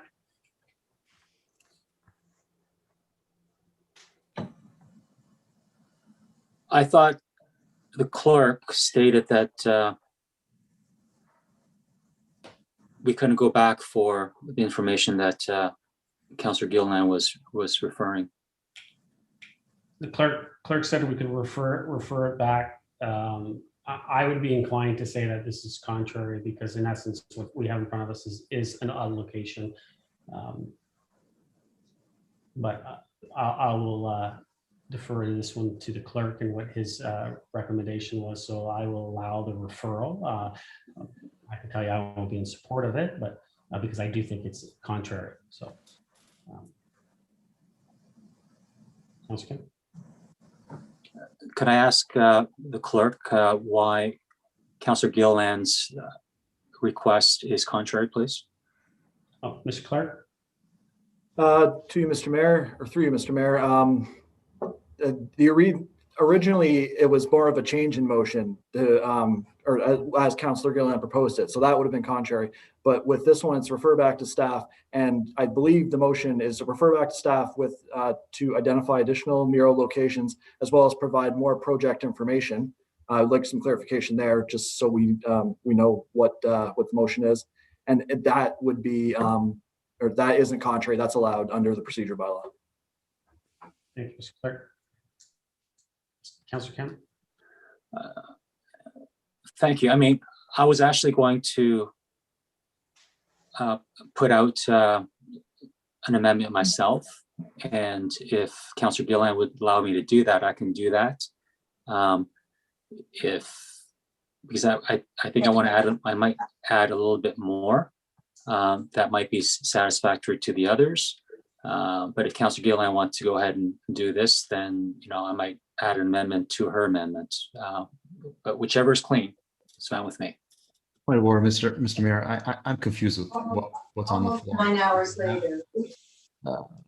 Councillor Gallo, what's on the floor right now is we have an amendment by Councillor Gilliland, seconded by Councillor Gardner, to refer this back to staff. My darling, one second, let me just mute Councillor Gardner for a sec. There we go. To refer back to staff to report back to council with alternative locations and more information. And the clerk would like Councillor Gilliland to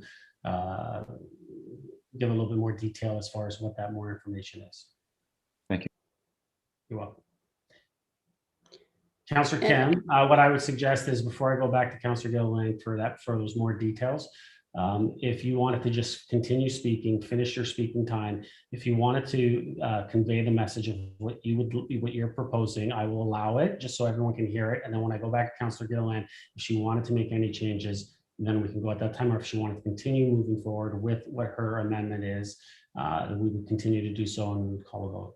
If everyone's okay with that, I will allow Councillor Kim a little leeway just so Councillor Gilliland can get an understanding of what he was possibly proposing. Is everyone okay with that? Okay. Councillor Kim, if you want, you're still on the clock. So if your time runs out, I'm going to call you on it. So go ahead. How much time do I have? Mr. Clerk? Through you, Mr. Mayor, it's 10 minutes at GC tonight. So Councillor Kim still has 8.5 minutes. 8.5 minutes. Go ahead. Thank you. My first comment is that, I think in the last 3 meetings, I think we've had 3, maybe 4 meetings of the Anti-Black, Anti-Racism Task Force. The agenda's been put out and it's been very detailed of what the task force was deliberating and planning and discussing. And we've had members of council at various times participate. So I just find it odd that, councillors choose today, a month, 2 months later, 3 months later, to address this, if this was such a concern. That said, I don't know how everyone else in council feels, but, I'm fine and I'm willing to,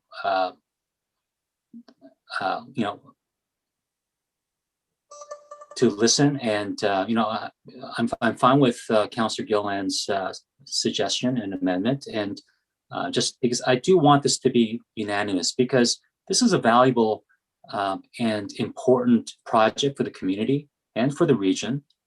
I think all this talk about process, which is important, I'm not sure how much of this is really about process or it's about something else. But you know what? The end goal of what this project symbolizes, is very important. And we spent, 95% of the time discussing about process. And every time we have a significant project, it winds down to process, which, staff have confirmed that it is fine in the end. But you know what? I'll relent and say that, let's have staff report back. And I think we have a date of, I'm not sure if we want to put it at the virtual information session before that, May 27th, or before the online call to artists on May 12th. Around that time is fine. We come back for information on alternative sites as options. And also that I would recommend, if Councillor Gillan wants to put that in as well, is to put in a recommendation to consult with the Aurora Cultural Center and any other community cultural group that wishes to weigh in, who have experience in these matters. And also, you know, if those around the table or some around the table are confused and uncertain about the validity or even whether a third-party corporate sponsor should sponsor, then perhaps we should weigh in and say, put an amendment for 10, 12,000, sufficient enough so that taxpayer money can go into this. This is a community project, then let the community pay for it. And let's put that as a third amendment as well. So those are my three suggestions. You know, I thank all the councillors for weighing in. And I don't want process or verbiage, you know, in every motion I found it, you know, they're not perfect. And you know, I always said, let's go for the spirit of the motion. You know, I don't think I've once in 6.5 years ever weighed in, you know, been critical over verbiage or this or that. It's always been about the intent and the spirit of the motion, what's good for the community. But, you know, I think those are the three amendments that I would recommend that Councillor Gillan put in place. And I think that should satisfy Councillor Gallo and Councillor Gillan and the others, or anyone else who is concerned about that. I think that's it for me for now. Thank you. Thank you. So I'll just remind council, this is a motion to refer, it's not an amendment. Okay. I got Councillor Gillan. I'm going to come back to you at the end, so because I got Councillor Thompson that wants to speak to the referral, and I got Councillor Gardner. So Councillor Thompson. Thank you. Speaking to the referral, I think, you know, the good place to start is that we all agree with the concept. We all think it's a great idea. However, there have been some good questions and or concerns raised that I do think need to be answered. Typically, though, you know, we've given staff an opportunity when it's the first cycle of GC. So if I may, through you to Mr. Rose Donahue, given that you have 3 weeks and you've heard the concerns raised by various councillors and some questions raised as well, would you be able to supplement this report with a memo or an additional report that addresses some of those concerns or questions between now and council at the end of the month? Phil? Through you, Mr. Mayor, certainly, yes. We have had discussions about all the different things that council members have talked about, and I would be happy to do so by the end of the month, for sure. You know, I guess my preference would be to receive for tonight and allow staff an opportunity to try and address the concerns and questions raised here in time for council at the end of the month. And if the majority of council still feel that they require additional information or still have concerns, then we can deal with the referral back to staff at that time. But, you know, I'd like to give them an opportunity to try and address it between now and then at council make that ultimate decision how to proceed next. Thank you, Councillor Thompson. Councillor Gardner. To the referral. I think that Councillor Thompson's suggestion is a good one to see what, I mean, we can always refer it back to staff again or for the first time, but it's Councillor Gillan's motion. But there have been a lot of things raised, including the surface of that building. Should that we be choosing that building? That's, I mean, it's a crucial component to know what can be done with that heritage building. So I think staff has heard all of the questions, and I would like to give it until council. Or it could also be a referral back to staff. Okay. Thank you, Councillor Gardner. Councillor Humfryes. You're on mute, Councillor Humfryes. Sorry, thank you. Through Mr. Mayor. No, good questions and good. If we could get that information before council, I think that would be great if it satisfies everyone. If not, at that point, it could be referred back to staff. Okay, Councillor Brooks. Councillor Gillan, I'll go back to you. Did you want to keep your motion on the floor, or did you want to pull it and just receive, just put this, just to receive this at this time? Yeah, so I mean, originally I was referring to receive for information and hopefully coming back for information. So I don't know what quite the difference was of what I was asking. Perhaps it was just miscommunication between the clerk and myself. But that's essentially what I'm looking for is, you know, staff to or take our comments that we've been talking about tonight, receive for information, and, you know, come back with more information. But I would like to see alternative locations. So I'm assuming that by receiving for information, that staff will be directed to come back and provide some additional information based on the comments that are received tonight. Is that what I would be directing with that motion by saying receive for information? No, if we were just receiving, we'd be just receiving. But as per what Councillor Thompson said, if we were receiving tonight, when we get to council, if the information that's provided to us, if you still want to make a referral to look for alternative locations, you can do that at council. You can pull the item and put that referral at that point, and council can make the final decision. Nothing gets ratified till council anyways. So we're Mr. Rose Donahue said that he'll be able to bring us further information by council time. So if you want, we can just receive this report now, or you can continue with your motion to refer. It's up to you. Referred. Yeah, I'm not seeing any information coming back based on alternative locations. That's what I'm hearing, is that that's not what will come back.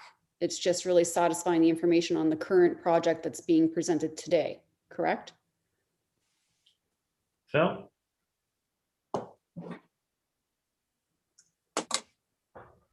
Through you, Mr. Mayor, my understanding of the request from Councillor Thompson was to address some of the conversation that's happened with council members tonight. So we have had conversations about different mural locations internally as well as with the task force. So I can certainly bring back some of those options. And I think the other question is about the timetable in terms of being able to extend that timetable and what that might look like. So I think what I would report back is different locations, different alternate locations that might work, pros and cons perhaps, and then looking at the timetable, adjusting the milestones just to be able to reflect the additional time for council to discuss this again. I'm happy to bring those two things back. If there's anything other or additional that council wants me to look at, please let me know. Ms. McDougall, I see you jumped in. Sorry, if you don't mind, I'll just add to Phil. I've also made note of consideration of the heritage building and the application to the building, what is possible on the side of the building, as well as consideration of and be more clear on the selection committee members with more consideration for arts and cultural committee representation on that committee. So in addition to the two pieces Phil mentioned, those are some additional ones I've noted. Thank you. So Councillor, you would get alternative locations and all that other information that was just presented by Ms. McDougall and Phil. Okay, so by receiving, if we just received it, if you withdrew this motion and to refer and just receive. So basically, if we just did number one. so if I receive for information, I'm going to get back all that information I've discussed, that was discussed, alternative locations, arts and cultural diversity group members, and consideration for the building itself. So that's what I'm hearing. Is that correct? That's exactly what staff said. Okay, perfect. That is my goal. So you're withdrawing your motion to refer. I'm happy to receive from information only.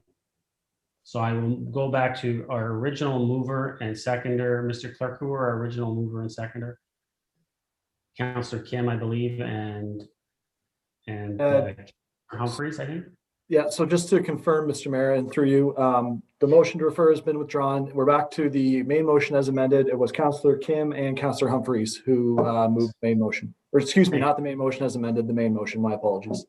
Main motion. So now I'm going to ask Councillor Kim and Councillor Humphreys if you're okay if we just we change it to just receive the report at this time. and make that the recommendation. Are you fine with that? And we can do that friendly. Okay, so now it's all right. Councillor Gardner, you wanted to say something? You've already spoken twice to the main motion, so, but I'll let you No. throw, because we're going all over the place on this one, so go ahead. Thank you. I'm speaking to the amendment. There's no amendment. To the, well, Yeah, it's there's really no the amendment. new, but it. So technically, The new we're back to the motion. main motion. So, but go ahead, go ahead. Okay, but this is a completely different motion on the table, but so, I think we need to add it, to address the comments and concerns heard at council at general committee. But staff are coming back with everything. All we're doing is receiving it. And this is just a recommendation. So we don't ratify anything until council. So there really are no decisions tonight. These are just recommendations. So the recommendation is just to receive it. Staff have heard us. They've said that they're going to bring back all that information. If they don't bring back what we're asking for, well, then it's just going to fail at council. No, but I mean, I think it'd be appropriate to have on the record what we're asking for. And we're just asking to refer and have staff. I think that's in order, Mr. Mayor. You can put back. And you can put back the motion to refer, but I just had only councillor withdraw her motion to refer. So do you want to put a motion to refer? Okay, what is, Mr. Mayor, what is the motion going to say exactly then? The motion is, we're just doing number one, the report number CMS 21-014 be received. That's it. I think for the public, that is not describing what we're doing with this motion. But I think the public can watch the YouTube, they've heard everything, and at council, when we make an actual decision, there'll be a motion there that will be on the record of what we're doing. Thank you. Right now. I'm not, absolutely not. I'm not the mayor, so I can't, I can just say that I believe that it's appropriate to say what we're actually asking of staff. But we can't direct staff. There's going to be no ratification, councillor, because this is a committee. We can't direct staff to report back to council. Okay, unless we refer it, Okay, Yes. Okay, thank you. The other thing is, I mean, there was mentioned about the budget for this. Staff didn't mention that. And I mean, we don't usually solicit. I mean, this is a council project. We usually pay for it. We usually have a report that says how we're going to pay for this. I don't remember going outside to solicit in any council motion, going outside to solicit funds. So I think that needs to be addressed as we come back. I mean, is this a new process we're going to be doing? Thank you. Thank you. Council, as everyone has spoken twice, except for Councillor Humfryes. Great. I'll call the vote. All those in favor? We have the motion on the floor. It's to receive. The report number CMS 21-014 be received. That's all the motion. Yeah, I just wanted to see it up on the screen. Mr. Clerk? Do you, Mr. Mayor? Yeah, sure. Just give us a moment on that. We'll put it up.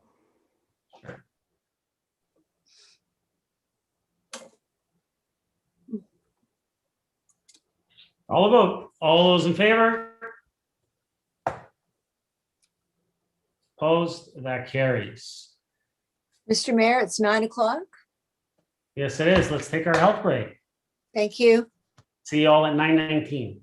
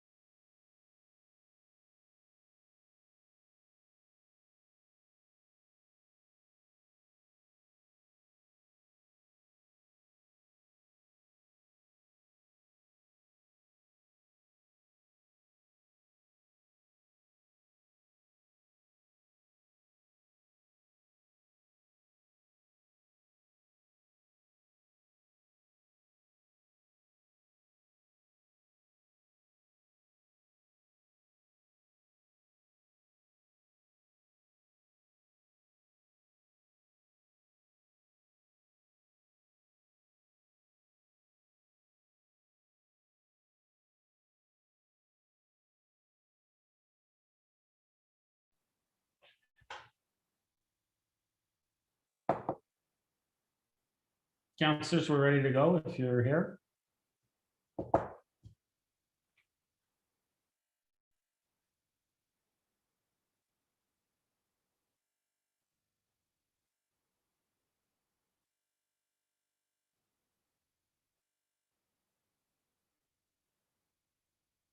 Thank you. We have quorum.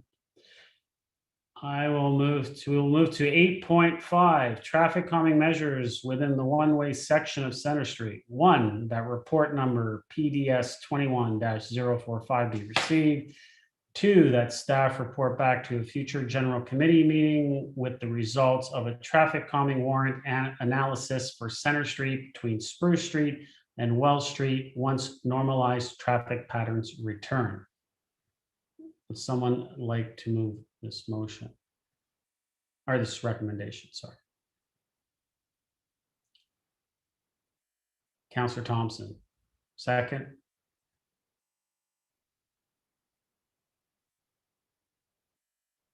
Nobody? Mr. Mayor, I'll move it for discussion. Okay, seconded by Councillor Gardner. Any comments or questions? Councillor Gardner. Thank you. Oops. I like the intent of this motion because we want to try and do something about that portion of Center Street. But I don't think that there's going to be enough traffic to warrant this. And I think the intent of the whole plan, the traffic calming plan for this area, was to protect that area of Center Street from traffic going through. So I don't know if this motion will accomplish that. As I said, I don't think there will be enough traffic to warrant that. But I do think that the traffic calming plan for the area had a good intention. And I think that we should keep that intention. We've tried to do that with what we've done right now on Center Street. It's not working. So when this information comes back, I'm not sure we'll be any farther ahead, but I do approve that we do it. Thank you, Councillor. I just wanted to point out that in the recommendation, it states that the warrant analysis would occur once traffic patterns return to a normal state. So this might be a while before we get anything back to us. But. Well, just further to that, then we return back to the way the traffic was, which caused the residents' comments. So, again, I don't think we'll be any farther ahead. I do think we need to figure out how to enforce that traffic calming that was put in place for the neighborhood, including this particular section of Center Street. Okay, thank you. Councillor Humfryes. Sorry, thank you, through Mr. Mayor. Apologies, I was late. I thought I was right on time. Okay, so I agree with Councillor Gardner. This is going to come back. Even it will never suit regular warrant policies for traffic calming. So when we went out to site, as I think you guys would probably remember, while I was there, we saw, like, I don't know if it was a UPS truck or what it was, zoom quickly, and I was taken aback because it's a one-way street, and they try to go super fast in this tiny little stretch. I think it's like 4 houses long on either side of the road, and they want to get there quick and bypass what we did for the neighborhood, and we did a lot of work to remove traffic calming. I mean, to remove the traffic that what people are trying to do is avoid Yonge and Wellington and turn into Center Street and get around instead of waiting at the lights and making, the famous intersection. So while I was there, I was with Mr. Batts and I discussed with Mr. Waters, and he felt that a traffic calming measure was absolutely the right thing to do because you want to deter those quick runs. They're not driving slowly because they know they're going the wrong way on a one-way street. They don't want to get caught, but it's truly a 10-second run. it's a 10-second run. And the neighbors there are scared. They know that anytime they can be walking falsely secure, that it's a one-way street and something's going to happen. And I felt that day that something was, I was taken aback. And of course the residents were saying, well, I'm glad you witnessed it yourself. And I'm thinking, yeah, I guess you're right. So what I would love to do, there's an option 1 in the recommendation attached. And I wonder if someone would mind putting that up, because I would like to avoid having staff go through all the trouble of doing the same thing that they've done before to come back to say it's not going to work, or we could put signs. We're still going to do an improvement in the signs. The sign that was installed is a little bit behind a tree. So it's sort of partially hidden. Staff will be moving those signs forward, making them a lot more visible. So that's good. And to install 1 or 2 speed humps would be incredible, because you can't jet on a very solid speed pad or speed hump. So I was wondering if someone can put that option 2 up so you can take a peek at that, or option 1, I should say. And that will bypass us waiting to come back to look at normal traffic patterns, and the same thing's going to happen. And to go back to the way it was will cause real problems, because we don't want people to make left turns and avoid Yonge and Wellington. This is what happened before. It was horrible.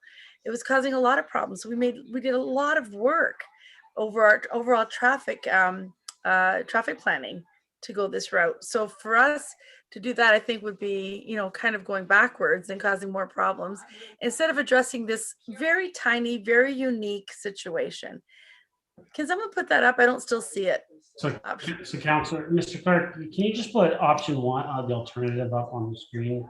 So Councillor, so what you're suggesting is you'd like to put an amendment that council move alternative recommendation 1, that council approve the installation of speed cushions for traffic calming purposes on Center Street between Spruce Street and Wells Street? Yes. Is that what you're suggesting? Yes, absolutely. And I know that Mr. Waters can speak to it. I'm not sure if Mr. Batts is on here tonight. So Councillor, just 1 sec, because I'm trying to. Yeah. So is that what you want to put forward? Yes, I do. Would someone like to move that, second that as an amendment? Councillor Gardner, thank you. So Councillor Humfryes, go ahead to the amendment. So again, I'm sorry, I only see Mr. Waters here. I'm sure he can speak to it, but this was discussed. Staff did go out and they felt that this was probably the best measure in this small stretch, economical, and will do the trick to deter these, individuals that when they're in a rush and it's such a short little stretch that they could just go and bypass their long winding area to get around. So I really believe this has been an ongoing issue for at least 2 years now. The residents there have been asking us to help them. And I really believe that if we can go forward and avoid having to look at the warrant patterns to come back to suggest again that they don't suit or they don't meet the criteria, because they won't. They didn't before, and they won't now. That it would be a great idea for us to perhaps go straight to here. And if Mr. Waters would like to add any details to that, or if anyone has any questions, please feel free. I just really hope that we can do the right thing here, guys. I guess I experienced it firsthand. Mr. Batts experienced it, and we were both kind of taken aback. So when you actually see what happens, it's not good. Mr. Waters, did you want to add anything, or should I? Through you, Mr. Mayor. No, I think Councillor Humfryes did provide the appropriate information. Just to kind of expand on the speed hump, we would do 1 speed hump, which consists of 3 cushions. They would be centrally located between Spruce and Wells, and we would avoid driveways, but it only warrants 1 set, and that would definitely slow down vehicles unless they want to rip their undercarriage or going over the speed hump. Thank you. Any other comments, questions to the amendment? Oh, Mr. Waters? Mr. Mayor, through you, I apologize. So we should identify a funding source as well. I was going to ask you that later on, but but yes, we should identify a funding source, and we should also, if we could let council know, is it in the report how much the cost would be for that? Through Mr. Mayor, no, the report does not identify a cost, but based on my discussions with engineering, it's about $15,000 plus or minus, approximately. So if we can, we'll get to that point. So council, if we're gonna move forward with this amendment, there should be a funding source and knowledge that it is for up to 15K. So Councillor Gilliland, to the amendment. Thank you. Just a couple comments, and then, this was kind of before my time on council when traffic calming measures in this neighborhood were implemented. In fact, I was a resident advocating for speed humps on Heathwood Heights, or stop signs of sorts, for a couple of years. And it was quite a lengthy process, and, advocating, knocking on doors and getting police reports. And, there were a lot of records of accidents that did occur that were not minor, they were pretty major. And, also, talking with staff, and, I didn't personally go in front of council at that time, but it was a lot of work to kind of get to where it was today. And I recall when that area had some additional traffic calming measures. I know this is like a new thing as far as like what is the best solution. I know when I canvassed, it was, there was chicanes, there were speed humps, there was all sorts of different kinds of options that could be presented to the people on the street. And what I'm seeing here is, is no public consultation with the people on the street whether or not this is the best solution. I do understand I believe it was Walton or not, I can't remember the street name, where there might have been chicanes that were removed. And, perhaps, I'm hearing this problem is really because we created this impartial little one-way street. So we've actually created this problem that keeps coming back to council and coming back to council and coming back to council. So I'm looking at the other side of like, well, maybe that just wasn't the best decision. Like maybe that shouldn't be a one-way street there. Maybe the whole street should be one way, or maybe it should all be two-way. Maybe that speed hump isn't the solution, and it's like this Band-Aid approach. And I don't know if this is the answer. I do recall a report coming back, and we had some options that were presented, but at that time, staff did not recommend a speed hump. So through you, Mr. Mayor, to Mr. Waters or Mr. Bad or whatever, why was a speed hump at that time not recommended as something that we should canvass or look into at that time? Mr. Waters? Through you, Mr. Mayor, I do not believe that was one of the three options we reviewed as part of the February 2020 report. Councillor? Thank you. So I guess it's the whole staff recommendation. And if this is something staff really believed and recommended, I would think that would have been part of that recommendation in February to say that this would have been a possible solution. Looking back on the report, 80% of the people on the street said do nothing. So although we have warrant 1, 2, and 3, we did a council decision to kind of waive that warrant 1 to kind of go forward with some alternative information about more traffic calming.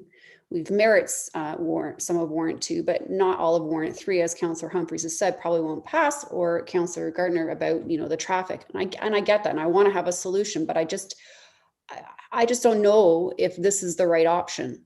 I'm sensing that this whole one-way street little part might just be the problem here. So I'm just trying to figure, maybe we need to like back up and figure out where is the problem. If this is going to be like a 3 cushion speed hump, I know exactly what people are going to do. They're just going to drive down the middle. I see it on Kennedy Street all the time. So I don't know what's going to stop them from doing it down this little center street. So I'm just a little fearful that we're going to go ahead and do this, but still not going to solve the problem. So I don't know. I just don't feel like I'm comfortable saying, yes, let's just install this right now, because I don't know if this is really the solution. Thank you. Any other comments, questions to the amendment? Councillor Humfryes, speak again to the amendment. To the amendment, it was a staff recommendation in this report, so they do believe that that's an alternative. So that's what they're recommending in their professional opinion. And the traffic warrants will never match. It's a small stretch, and it has to be this way. Otherwise, we're going to be creating the problems that were there before. We did this overall. We never thought we need speed cushions because you think people would follow the law. Do not enter. You're not supposed to go there. You're going to get a ticket or you're going to hurt somebody. But there's people that avoid respecting the signs, and this is what's been happening. And it's unfortunate because you're going to get only 80% because there's only 8 houses at the most in this little stretch of street. The street goes way down industrial. So no one really cares except for this little tiny pocket. And if we don't help this little group of people with their very individual issue, then we're just saying, yeah, I can't really do much, but I believe we can. And, unfortunately or unfortunately for me, I witnessed what could happen, and so did Mr. Batts. And we both felt, wow, this is not acceptable. And speed humps will stop people from going fast. I know that they can go through the middle, but they'll still have to zoom, and they're not going to zoom quickly when they see these speed humps. So if these 3-pronged speed humps aren't going to do the trick, do the ones like on Kennedy Street West, where east, where they're really, west of Young, where you cannot go more than 30 kilometers an hour over those. And no one's going to want to do that when they know the police can see them or someone can spot them. So I know it doesn't seem very important, maybe important to everyone, but I feel that if we don't do something now, the residents will be very disappointed again. And it just looks like we're delaying it for a better option, and staff have provided their option to us. And for me, I just don't want to wait any longer. I hope I can have your support. Thanks. Thank you, Councillor Gardner.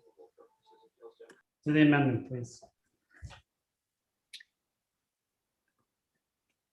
I think, okay, I agree with what Councillor Humfryes has just said, but, I don't think we should be waiting until the traffic resumes to normal. We're not, we've made an amendment. Okay, so the amendment is to do the speed cushions. Yeah, if we pass this amendment, we would do the speed cushions. Thank you. And I agree with Councillor Humfryes on this one. We need to put in, we're not doing speed humps. We should do speed bumps. If we're going to do it, let's do it.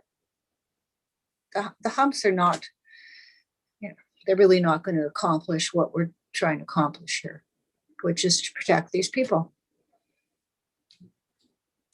Thank you, Councillor. So, Mr. Mayor, so would Councillor Humfryes like to amend? So I do think that there might be some, we can look at amending it, and I'll ask staff about this, but I do think that there's some stuff that we're, from a traffic perspective, is that we're not allowed because of emergency vehicles to do the old style straight across one hump, because that's why anyone that gets changed now, they get changed to the new version, the 3 humps, is to allow for emergency vehicles. Maybe we can, if we can, that's fine. We can ask staff, but I do believe that we're not allowed to. Mr. Waters, can you maybe speak to that? I'm not sure if we can or cannot, but if you could. Mr. Mayor, you are 100% correct. It's for emergency vehicles. They've moved to the having the space in between so they can get through quicker. Thank you. So, Councillor, realistically, we couldn't move to do the old style, and that's why we've changed all the new ones. As we change through, they move into the new ones, is because of the emergency vehicle perspective. Thank you, Mr. Mayor. And really, the only way to get this done is to have police enforce this for a small amount of time, and the word's going to get around. No, so hopefully that can be done in conjunction with the humps. Absolutely. Thank you. Before I move to Councillor Gallo, Councillor Humfryes, I know that, so we saw it pop up, and I'm assuming that came from Mr. Waters and yourself. I saw an add-on to the amendment for about the funding, that the installation of the speed cushions be funded by capital project number 34519, traffic calming as per 2019 DC study. Yes, my apologies. I got that from staff today. Okay, so we're adding that to the amendment. That's If part that's of possible, that would be the. Councillor great. Garner, are you fine with that as the seconder? Yes, thank you. Thank you. Councillor Gallo, go ahead.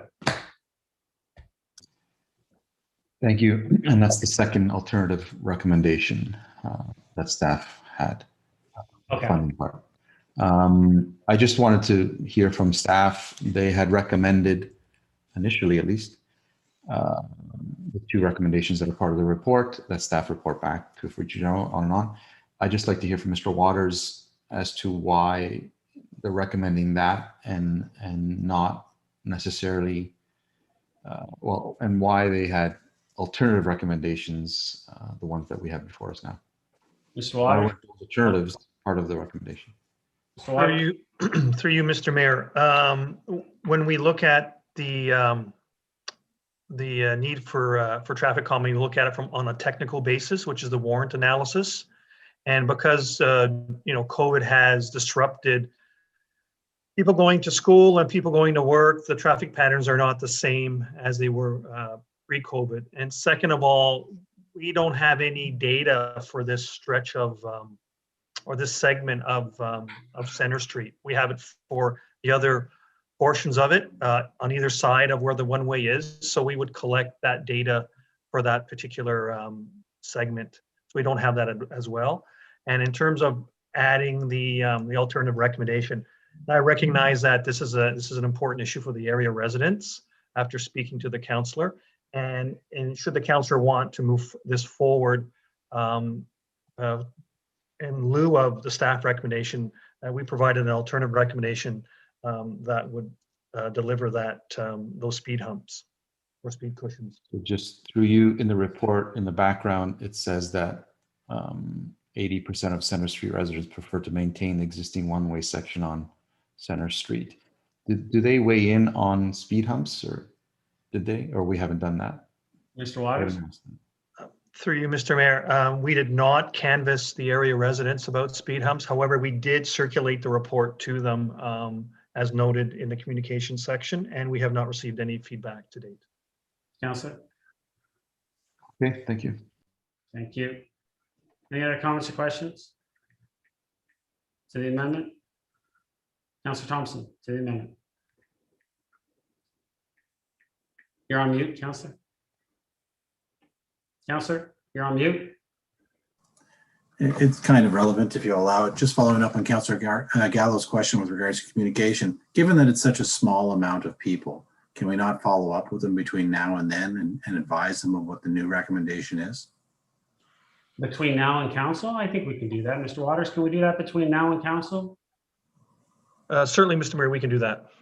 Thank you. Because just so that they're apprised of it, and if there are any issues, then they can reach out to the town or one of the councillors. Good suggestion, thank you. Any other comments, questions to the amendment? Seeing none, I'll call the vote. All those in favor? Opposed? That carries. Back to the main motion as amended. Any comments or questions to the main motion as amended? Councillor Doane. Thank you. I was trying to ask a question prior to the vote. I just wanted to know if within the amendment that we were writing in there to get some consultation from the residents, just to make sure that that's clear. Staff just said that they'd come back to us by they'd provide that to the residents and they'd get us back that information before council if there is any objections.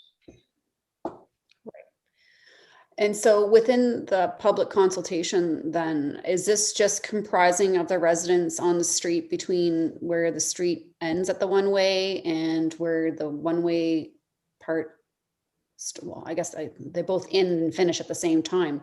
Or is this a canvas of the entire street? Mr. Waters? Through you, Mr. Mayor, it would be the section that is subject to the speed hump. So between the segment between Spruce and Wells on Center. Councillor? Okay, and that is the only requirement to fulfill that public engagement or feedback is that little section? Because I just was a little confused with the previous report, we had to canvass the entire street for the previous report when we were presented with option A, B, and C. And so I'm just understanding it a little differently. Back then we had to canvass the whole street, but with the speed humps, we only have to canvass that part of the street.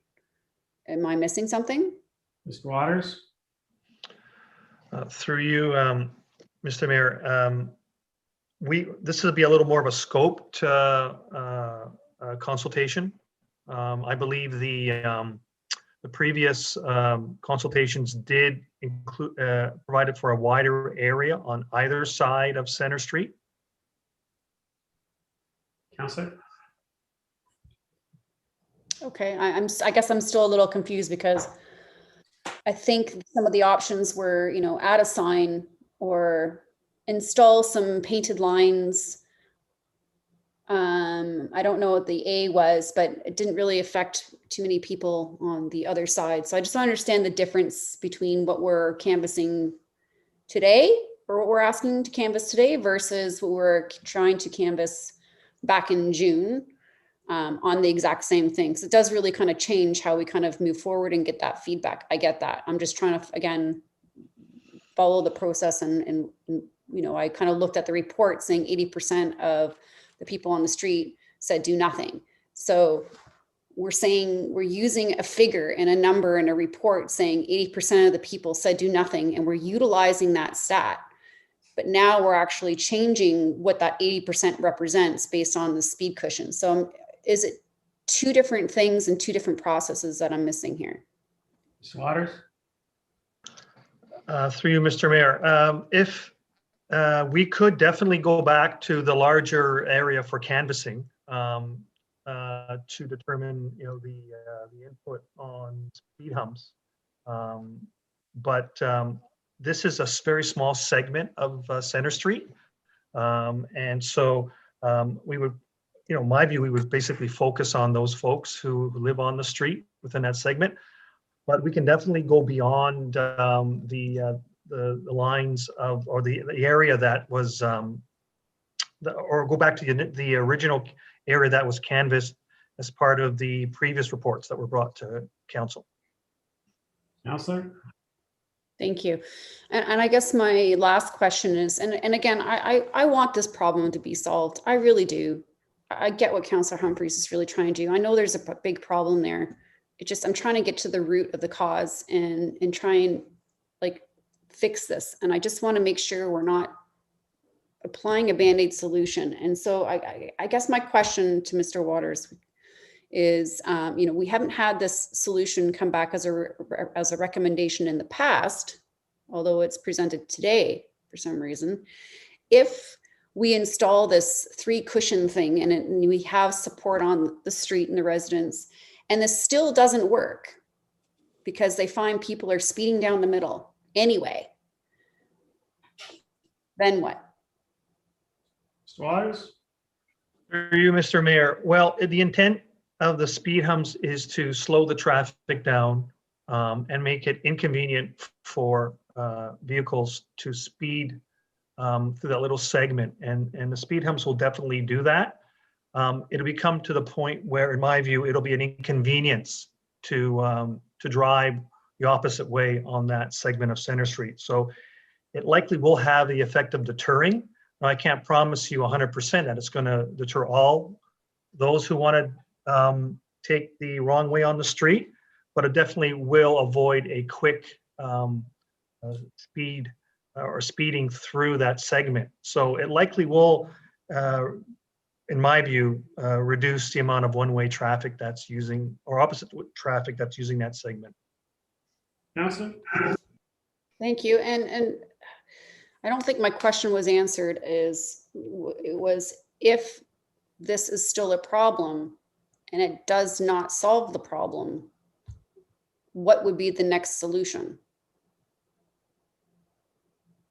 Through you, Mr. Mayor. Well, it's obvious that you know, this whole area was planned many years ago, and the volume of traffic that's using it today was never foreseen previously. So, you know, people are trying to bypass Wellington.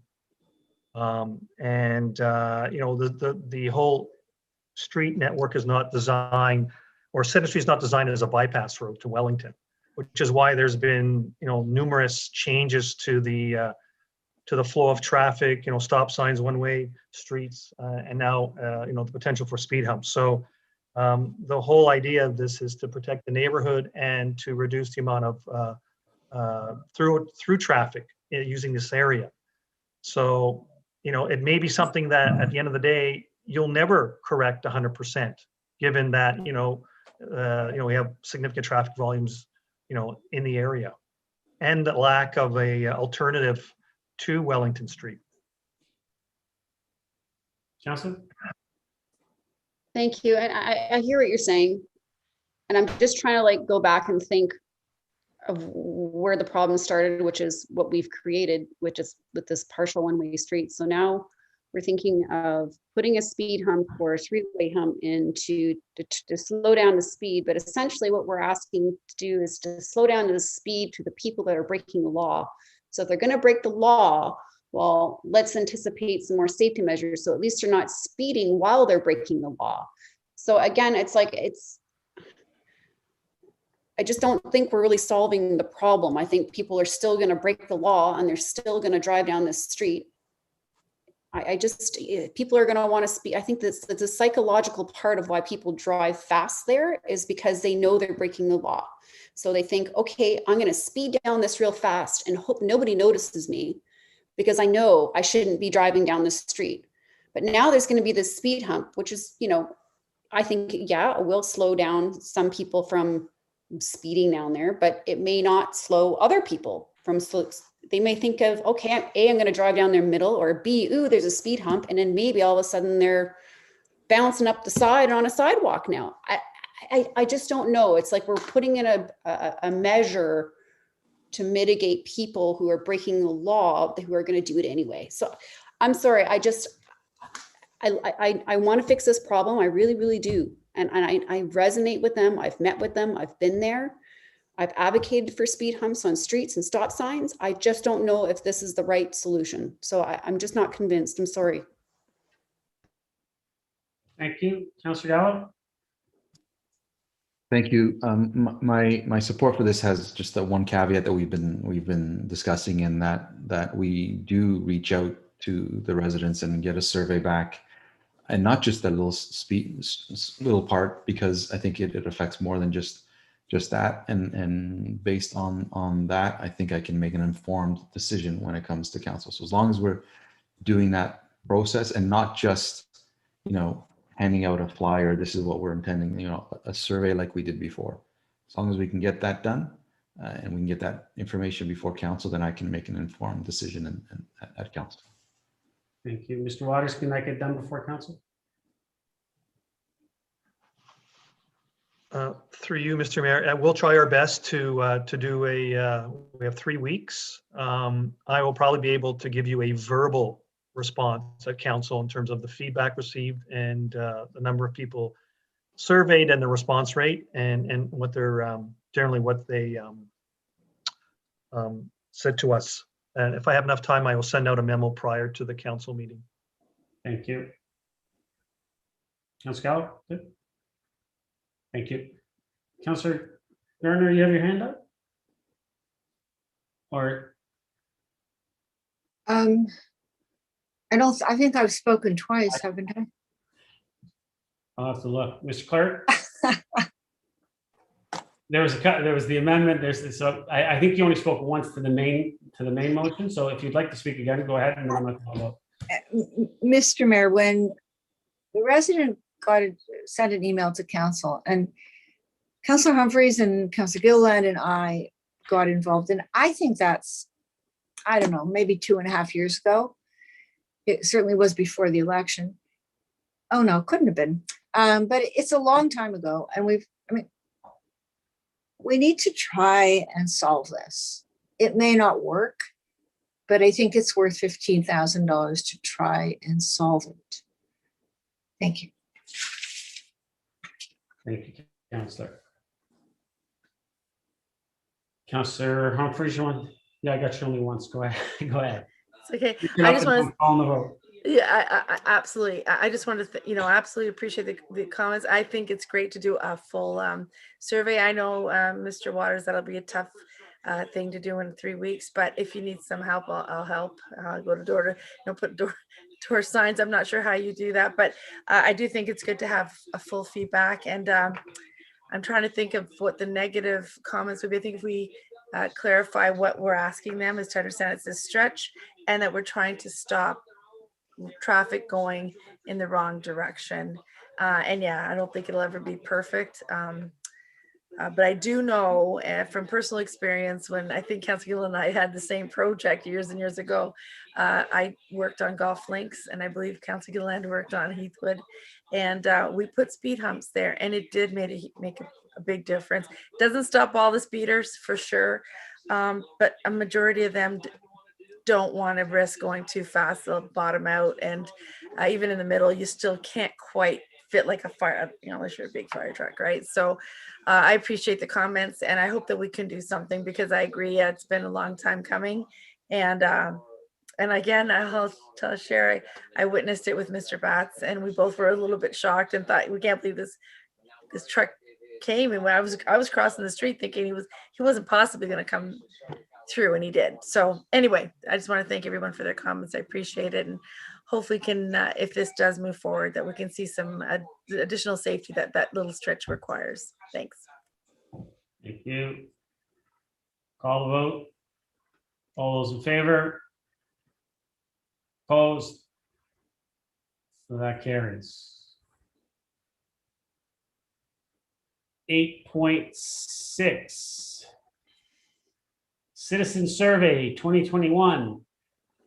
Recommendation that report number CA 021-003 be received. 2, that 2021 citizen survey be postponed to first half of 2022. Someone like to move the recommendation? Moved by Councillor Kim, seconded by Councillor Humfryes. Any comments or questions on this report? Councillor Gallo. Yeah, I just maybe some more information in terms of, I've been thinking about this and seeing whether there is some value to doing this now as opposed to waiting. I'd even entertain, do we do it again? Maybe in 2022. I'm just trying to think maybe outside the box that yes, all of the things that are mentioned in terms of why maybe we shouldn't do it now, I think are true. But is there any other value that we could gather in this unique situation that we wouldn't normally get? So just maybe from, I'm not sure who, staff to Eliza? provide some input. Thank you, and through you, Mayor Marakis. Certainly, it is absolutely at Council's discretion whether or not you would prefer to proceed with a survey this year, a survey next year. This is a survey, just to give a little bit more context, this is a survey that is conducted by a consultant. So there is a third party involved. There would be an RFP process involved. It's certainly doable. As I mentioned in the report, it hasn't been done in the town of Aurora for quite some time. So certainly there is certainly going to be some value there. But as I mentioned, it is a consultant-led process, and that is because it is a statistically valid representative survey that is then able to be used and benchmarked against other municipalities across the region, across the province, and across Canada, because it's generally the same questions, the same type of questions that are asked across the board. So the only potential issue that I see in terms of doing a survey this year might be that as I mentioned in the report, that a lot of the programs and services that you're asking about in terms of residents' perception or quality or satisfaction, level of satisfaction, have been significantly altered by the pandemic. And so you're going to see a very different response and very different relationship to those programs and services from residents as you might next year, or even a couple of years ago. So in terms of comparability, if you had one this year and next year, you might not be able to, there's a significant change factor in the pandemic. So, but certainly, as I mentioned, it is totally council's prerogative, and we're at your discretion. Councillor? Thank you. Just through you, Ms. Bennett, also, I know it says that some municipalities aren't, but do we have a sense of, and even in our area or in Ontario, how many are actually doing it this year, notwithstanding craziness that's happening? Bennett? Through you, Your Worship. So of the municipalities that we surveyed, approximately half have altered their approach. Some of them might have not been in the biennial cycle. Just to provide some additional context, a lot of municipalities do this when they do it on a biannual basis. So they do it every couple of years, just so that they can have some continuity of data and benchmarking. So the municipalities that were scheduled to either do it last year or this year, there's approximately 50% of them that have altered their plans, of those municipalities that we surveyed. This isn't something that municipalities all do. But it is something that the town of Aurora decided that we wanted to do, and so it has been in the plans. But some municipalities, so the town of Whitby, for instance, they actually did theirs late last year, but they had delayed it for some time due to the pandemic. The town of Ajax are not undertaking one during the pandemic. The City of Mississauga actually does plan to continue their survey this spring, from our last information, and very similar to what your comment was, Councillor. They are still interested in proceeding because they feel it might add some unique questions on COVID. So it won't just be those regular questions that they ask. They might tailor it a little bit more towards COVID related information. So really, there's a gamut, a range of approaches that municipalities are taking. This being the first one that the town of Aurora would be conducting again in quite some time. That's why the recommendation is to do it in the first half of next year, so that we have some good solid data that is comparable across other municipalities.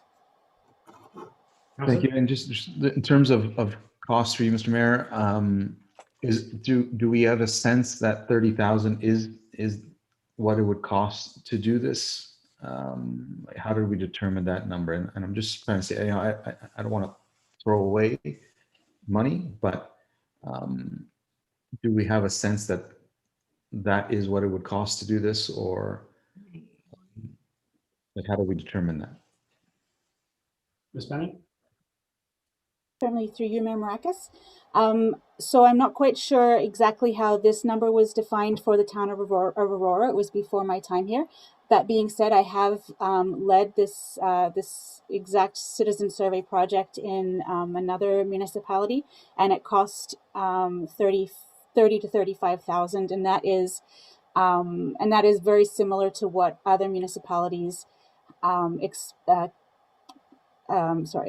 to what other municipalities expend in terms of getting a consultant. And then that really is like the consultant, the data analysis, putting together the survey, making sure that it is statistically valid. Usually these surveys are conducted by telephone as well, and they have to make sure that they are geographically representative, that they are, and then you also have to account for people who might not have landlines, all of that kind of thing. So that is why the cost is there, is really for that consultant expertise, their access to phone numbers and all of those databases, and then the analysis and the comparisons that they're conducting after. So while I'm not sure exactly how the town of Aurora came to 30,000, that has been my experience in terms of that is what it costs for a consultant. And through you, Mr. Mayor, was that a comparable municipality that had that cost in terms of size? Ms. Bennett? Through you, Mayor Maracus. In this case, no, this was the city of Greater Sudbury. So this was a single tier municipality and a larger one. That being said, when we went out to RFP for the city of Greater Sudbury, I did do a comparison with other municipalities, some larger, some smaller, and it doesn't, in terms of the cost itself, it doesn't really change that much because the services that a municipality provides are typically the same. So there might be some differences in terms of fire services, for instance, for a single tier or an upper or lower tier municipality. But generally speaking, the range of services that you're asking about, you're going to be asking the same type of questions, the same number of questions. It's just the delineation of the actual services that might change. So the cost is very similar across the board. Okay, thank you. You know, I'm still leaning towards considering doing it now. I think there might be some information that we hopefully we would never ever get again, but provide it would be useful to. You don't know, but you know, I hope we never are in this situation again, but we may be learning something because we are in the middle of this situation. But I'd like to hear that others. I'm leaning towards doing it now. Thank you. Councillor Thompson. Thank you. I guess one of the advantages of being on council for 10 years is that I have a fair bit of a history, and I can tell you that the $30,000 came from the 2014 report. That was before us to do a citizen engagement survey, which council turned down because at the time, council didn't want to hire a consultant. Council felt that it was better to try and do it ourselves and engage our residents. And I particularly shared that point of view at the time. I thought that it would be good if we utilize our facilities, the events we had, and engage our residents on the spot. We had talked about at that time, you know, kiosks and different things that, so when they're in the facilities themselves and they're utilizing it and they have that time, they may be more willing to engage and spend time and be a little more elaborate on their answers. You know, I can only speak from my own personal experience. You know, I'm not the biggest fan of telephone surveys, and I just don't necessarily think that you really do get people who want to spend a significant amount of time explaining their answers, where you may get them through a kiosk where, you know, their kids are engaged in some sport or something, or they've got some time while they're in the facilities. And so back then we had wanted to do it that way. We didn't end up doing a resident survey. What we did was the citizen budget survey, and communications also took on a survey that they partnered with, I believe, York University. And so those are the two things done in 2015. But I do believe that's where the $30,000 comes from an old capital project. And, you know, I'm still of that opinion that I would rather us take it on ourselves and engage our residents through kiosks and other ways to get them to fill out surveys and have hardware that we could continue to use, because too often we come back to these circular pieces around, you know, communicating with our residents, and it seems to be a bit of an ongoing conversation about how best to do it. And I continue to advocate that why don't we bring it to the people, whether it be through festivals or events or to our facilities. And yet it always seems we come back to wanting them to come to us or to hire consultants. And so, you know, if we were going to do it in 2022, my preference would definitely be to utilize it in-house in our facilities and try and look to ways to be able to do it, because I don't believe the questions are that different. I think it would be relatively easy to emulate those surveys that are done elsewhere and create one for ourselves. You know, however, Councillor Gallo raises a good point. I mean, there could be some valid information to glean by doing it this year. And this year you wouldn't be able to go out to our residents. You'd need to do it through a telephone survey. And so, you know, if council's looking to do it now, yeah, you know, I guess I would be in favor of utilizing the consultant for a telephone survey, because that would be the only way to really engage them for the most part, other than using our Engage Aurora platform, which you know, has had mixed results so far. But if we're looking to do this in 2022, my view would be the same as in the past: is bring it in-house, buy some hardware, utilize that money so that we can get an ongoing tool to engage our residents and get feedback on the various things we do. Thank you, Councillor. Councillor Kim.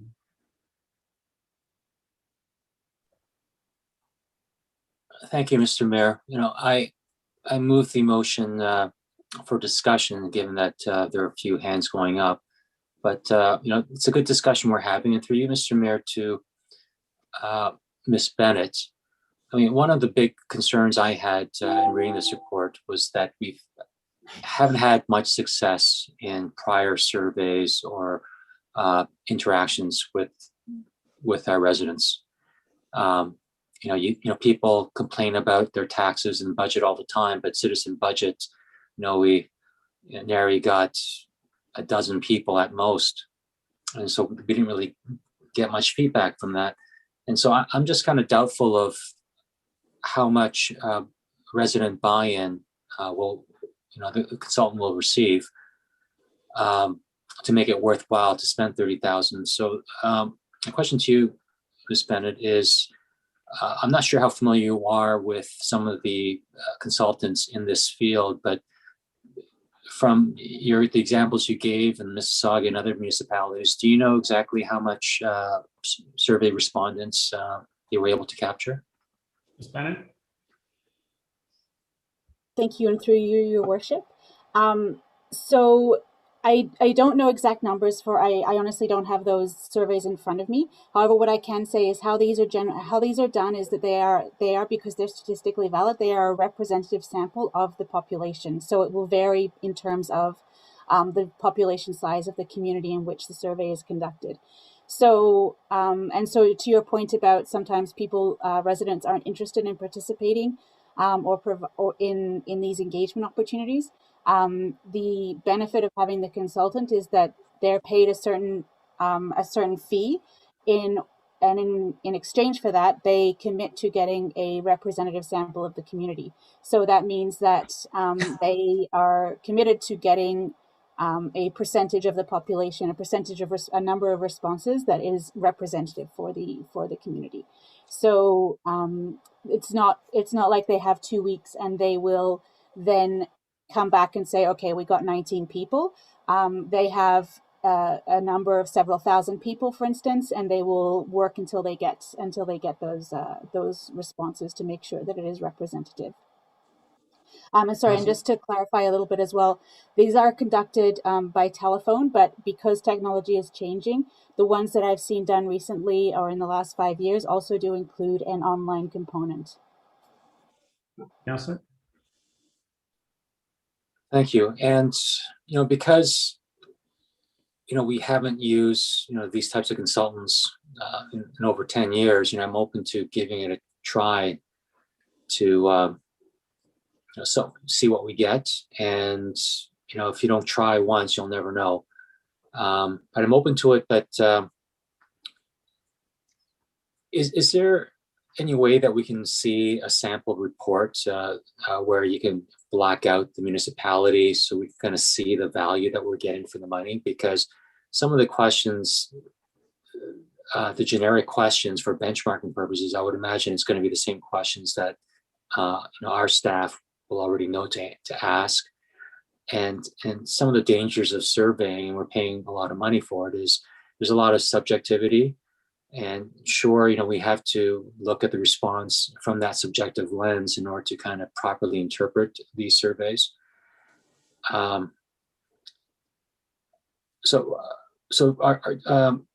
Ms. Bennett, are you able to provide some kind of samples by council end of this month to kind of help us make the decision? Or if we make the decision and ratify it, given that it's not till 2022, will it give us, months to capture some information, and then we could back out of that decision because we haven't signed any contracts? Ms. Bennett? Thank you, through your worship. Certainly, Councillor. These are surveys that generally are in the public realm once they're conducted. So I certainly do have some samples that I would be able to send through some links for council to take a look at. you're absolutely correct that a lot of participants and the comments that you're going to get and the responses you get are obviously subjective, and that's why sometimes it's called a citizen perception survey or a citizen, because it really is around the perception of residents in terms of the programs and activities and services and economic development and the quality of life and how they're enjoying, how satisfied they are with the life that they live in the community in which you're conducting the survey. So yes, there is some subjectivity. One of the benefits of this type of survey, though, is again that benchmarking across different municipalities, across regions, across Canada, to kind of, you can see the trends and you can see a little bit. For instance, if one municipality is really high in one area that another municipality might be lower in, you can try and figure out exactly what those differences are, because there's the same level of subjectivity in every community. So it takes, that bias is across the board. But certainly to your point about whether or not council can make a decision and then back out, that is absolutely at your discretion. If we weren't doing it until 2022, there would be an RFP process that would be started sometime in the fall, I believe, according to my knowledge of our procurement processes. So there is some time for council to make a decision and potentially change their minds.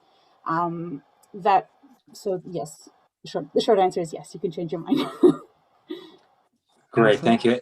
Thank you. My last comment is, my fear is that most people who do respond, are those who are upset or upset about something or angry. You built 6-foot mid-sized tower next to them. They're not going to be happy, and maybe you might see 50 residents out of 100 respondents. It could kind of skew results. Usually people, when they're really happy about something, they don't really spend a lot of time telling us that they're really happy. But right now, I'll be in favor, and I have 3 weeks to think about it, and look for the links that you'll send to us. Thank you. Thank you. Councillor Humfryes. Thank you, Mr. Mayor. I don't have much to add. Many of my questions were answered, and I really appreciate the different perspectives. Initially, I thought, let's just delay as per the staff report, but good comments back from Councillor Gallo. And, it's interesting to think, if we were to measure a view now and then do it again, but again, just a little bit worried about getting that feedback. And, it's interesting, from a social media perspective and from residents, I hear quite a bit of positive feedback and how the town's managing during these difficult times. So who knows, we might get some surprising comments, some negative and some very positive in terms of what we've been able to deliver during these difficult times. I thought about what Councillor Thompson mentioned about, getting out there and getting to the public rather than phoning or online. And the farmers market's still planning to open as last year. We had many events, yes, albeit limited.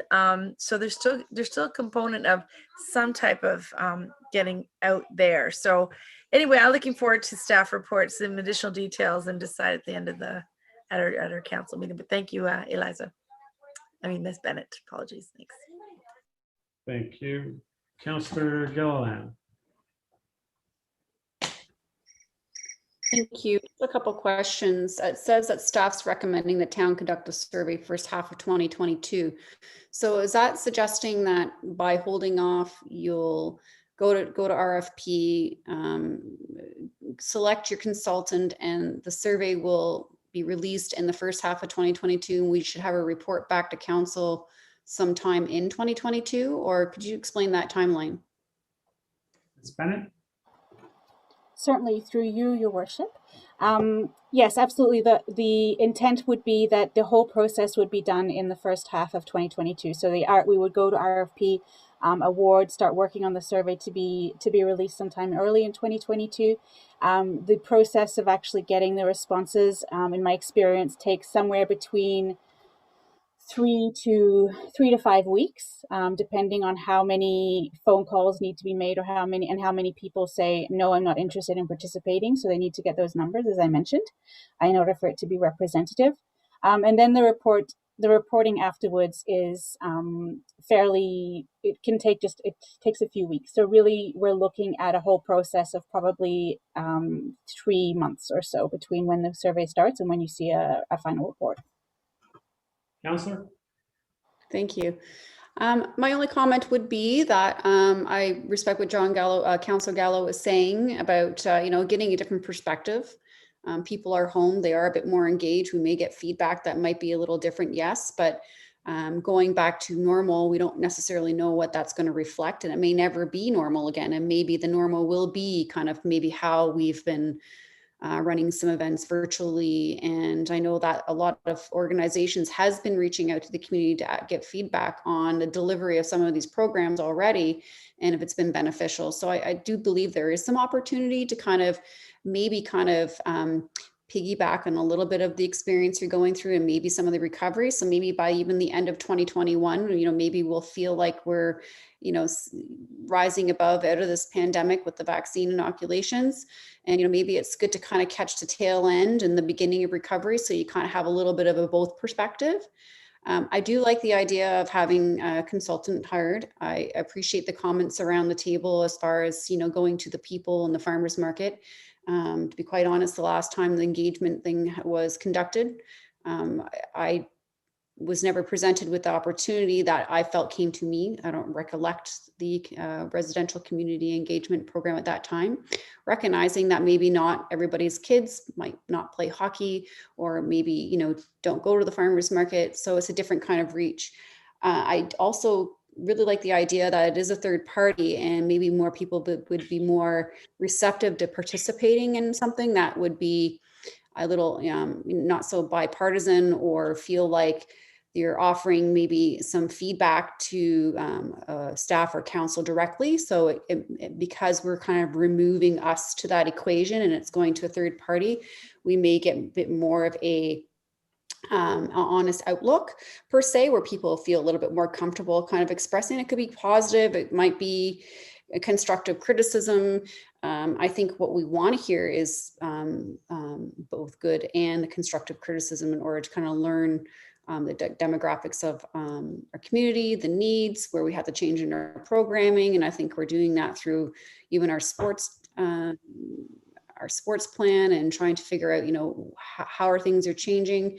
So right now I'm in support of this consultation.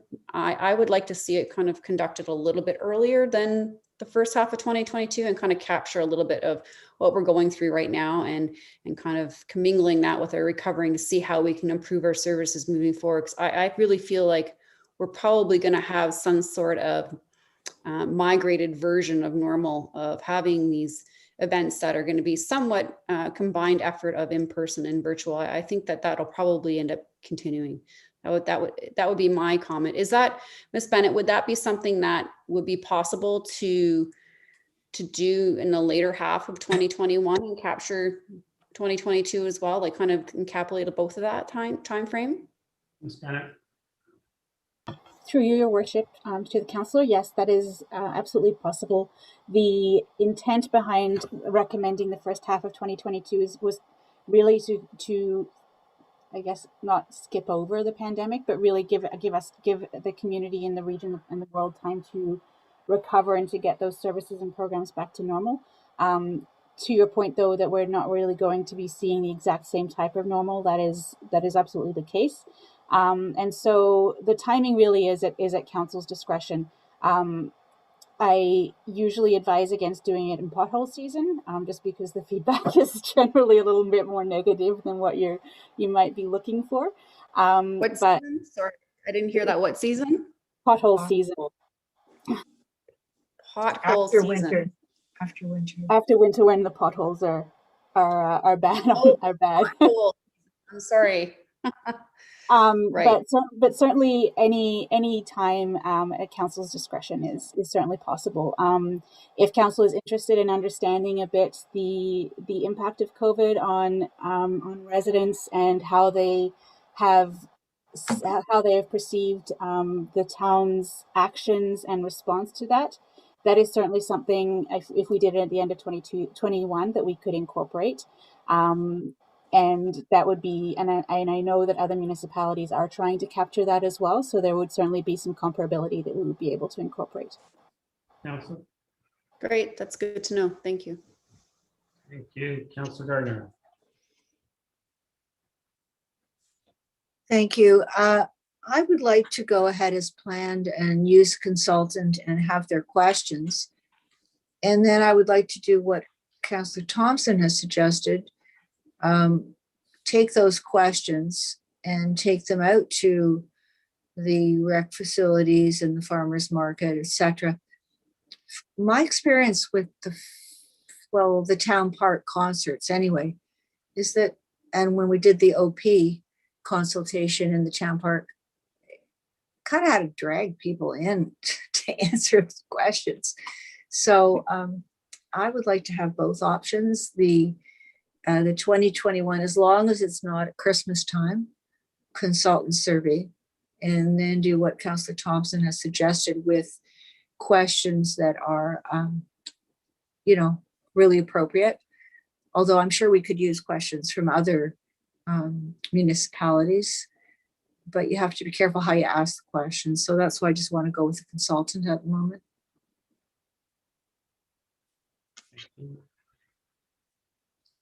Councillor Gallo, second. Thank you. And I guess the more I listen, the more I'm leaning towards maybe slightly different,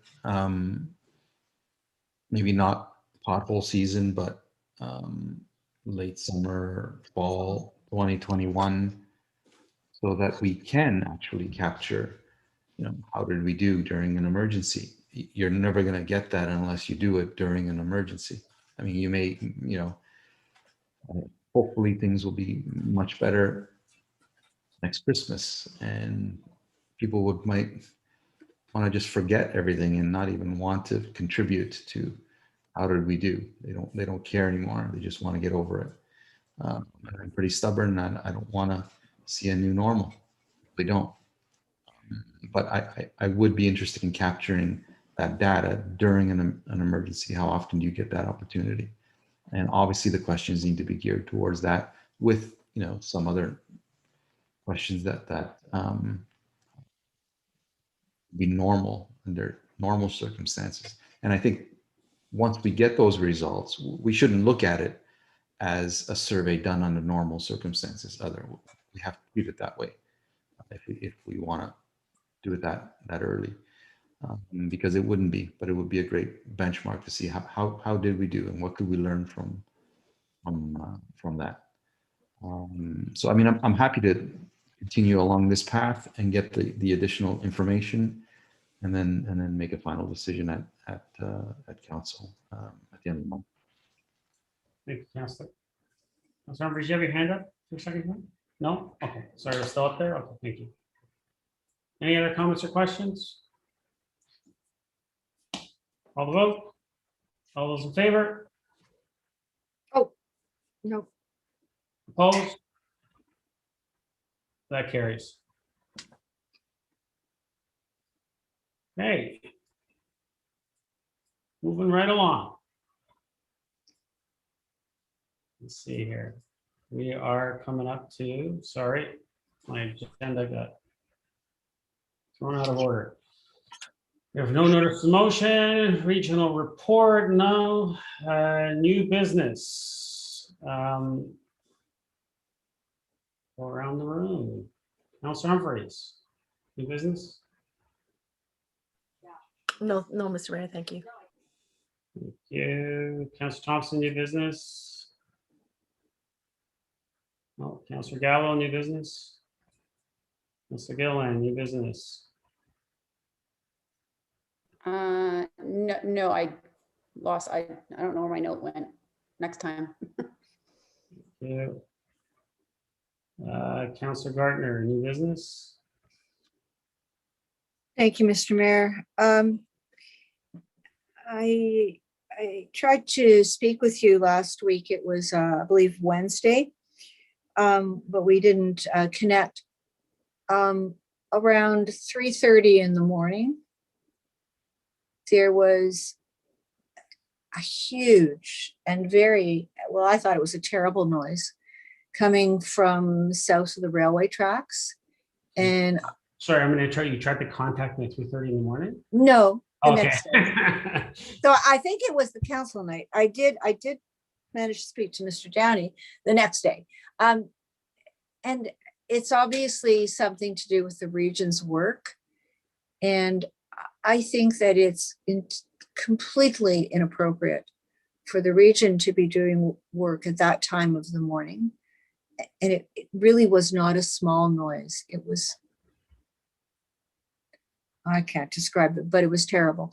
So if you would, unless Mr. Downey was able to find out what was going on there, I would appreciate, in any case, I would appreciate if you would strongly object to that kind of a noise happening for our residents at that time of morning.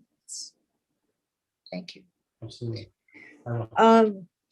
The second thing is Mr. Downey did get in touch with council, and there was about $464,000 in tree compensation money that was paid by Shining Hill.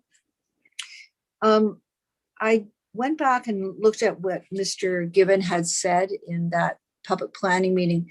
The residents were talking about saving trees along St. John's Side Road, and council also was doing that. Sorry, Councillor, can I interrupt? I just need a Sure. motion to extend. Oh, Motion to extend. Moved by Councillor Humfryes, seconded by Councillor Gardner. All those in favor? Opposed? That carries. Councillor Gardner, go ahead. And even council was asking about the trees, and we got into this whole thing. Was it the north side of St. John's Side Road, or was it the south side of the subdivision? And Mr. Given said that he'd like to call it the south side of the subdivision along St. John's Side Road. So my understanding was because he said that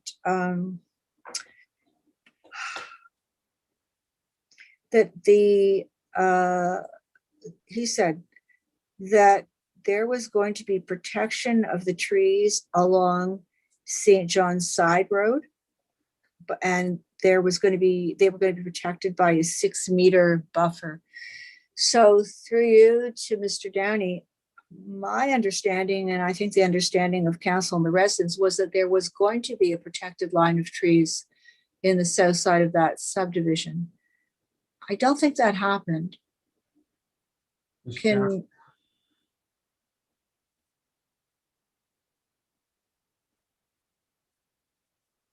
Through you, Mr. Mayor, that's actually a development application issue, so I'm going to refer to Dave Waters. Mr. Waters.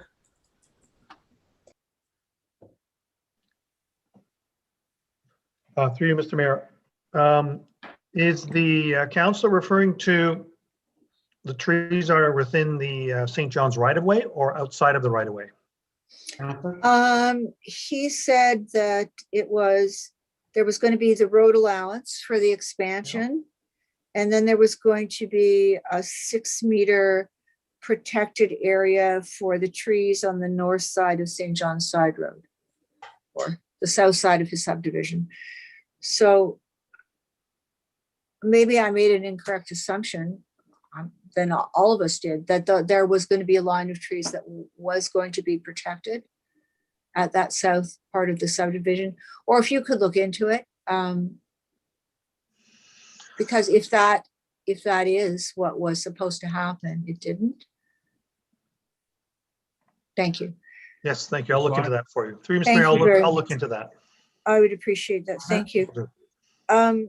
With respect to the email that was sent to us about Kitimat and Aurora Heights, you know, we've gone to all this trouble and expense to try and make the area safe. That's one part of what we have to do. And the second one is the enforcement. And we're far past the education part. There's been so much community involvement, so much information going out to the community. I think that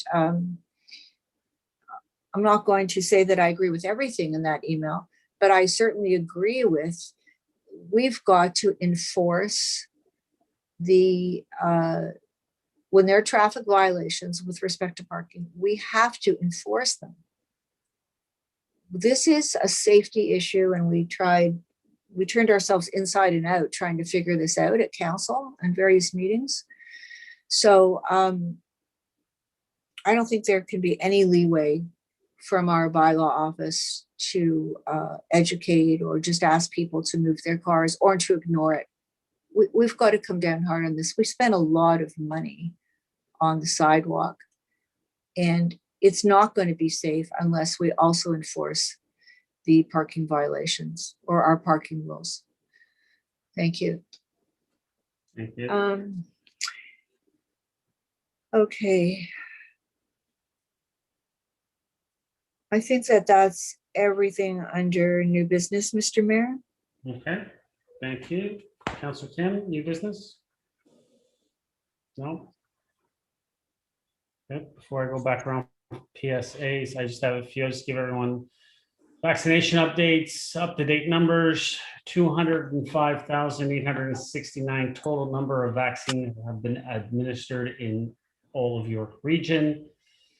Our 80+ population, 83.1% have received their first vaccination.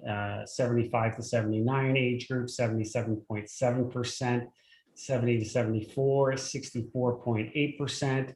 And our 65 to 69 year old residents in New York Region, 28.7% have received their first dose of vaccination. And I would remind everyone, get the word out, 55 and up. We have 4 locations in the town of Aurora, in all 4 sections of our town, administering vaccines. So let everyone know, get it out, 55 and older. And at this point in time, the region has moved forward in targeted hotspot locations. So certain postal codes, unfortunately, none are up in the northern sections, and it's not in town of Aurora. Obviously, town of Aurora is one postal code in its entirety, but 3 locations within Vaughan and 1 in Markham. The objective is to target those hotspots where we're seeing high rate of transmission in regards to the variants. And so therefore they're targeting those locations, and those locations are open to the age groups of 45 to 59. So if anyone, I'll pass along those postal codes to council, but if anyone knows anyone in those specific locations, they can get that information out to any relatives, family members that are in those locations. You have to live in those postal codes to be able to be eligible to get the vaccination for that 45 to 59. But I will remind everyone, 55 and above, we have 4 locations in the town of Aurora administering vaccines. PSAs. Councillor Kim, I'll go the opposite way around. No? Councillor Gardner, public service announcement. Thank you. On Thursday, it is Yom HaShoah, which is the remembrance of the Holocaust victims. Mr. Mayor, I don't know what this is, but I'm going to say it. I was looking at notes on the anti-Black racism, anti-racism meetings, and at the January 20th meeting, it appears to me that the committee, I guess, was led to believe by Mr. Donahoe that he would be taking direction from them. And this was about the mural, and also that there was a budget of $10,000. So, you know, we just want to be very careful about not ruffling any feathers. So Sure. perhaps I'm not sure how this is a public service announcement, but well, I didn't know what it was. So it wasn't new business. yeah, this would be more, Councillor, if you want, we can discuss this, absolutely. No, I just want to raise the awareness of that because this is an important committee and we don't want to do anything to, yes. My last one is hard. So my daughter had surgery yesterday at one of the older hospitals. And I am pleading with anybody who will listen. The hospitals they're just in trouble. They're using their two patient rooms and private rooms. They're using those for COVID isolation. So that means that everybody, especially in the older hospitals, is going into a 4-bedroom, and there's nothing in there that's different. They just have the little cloth curtains.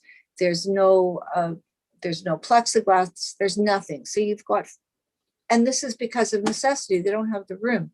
So please, to everyone, please obey the directions from public health and from the province on taking care of yourself and others during COVID. Thank you. Thank you. Councillor Humfryes, public service announcement. Go ahead. Thank you, through you, Mr. Mayor. Just a couple of quick things. There was an email going around called Pink Cars. Yeah. And it looks like they're really helping our seniors. They're having a difficult time maneuvering computers. It looks like they're inundated and are looking for help from the municipalities in any way. I'm not sure what kind of help. The email wasn't clear.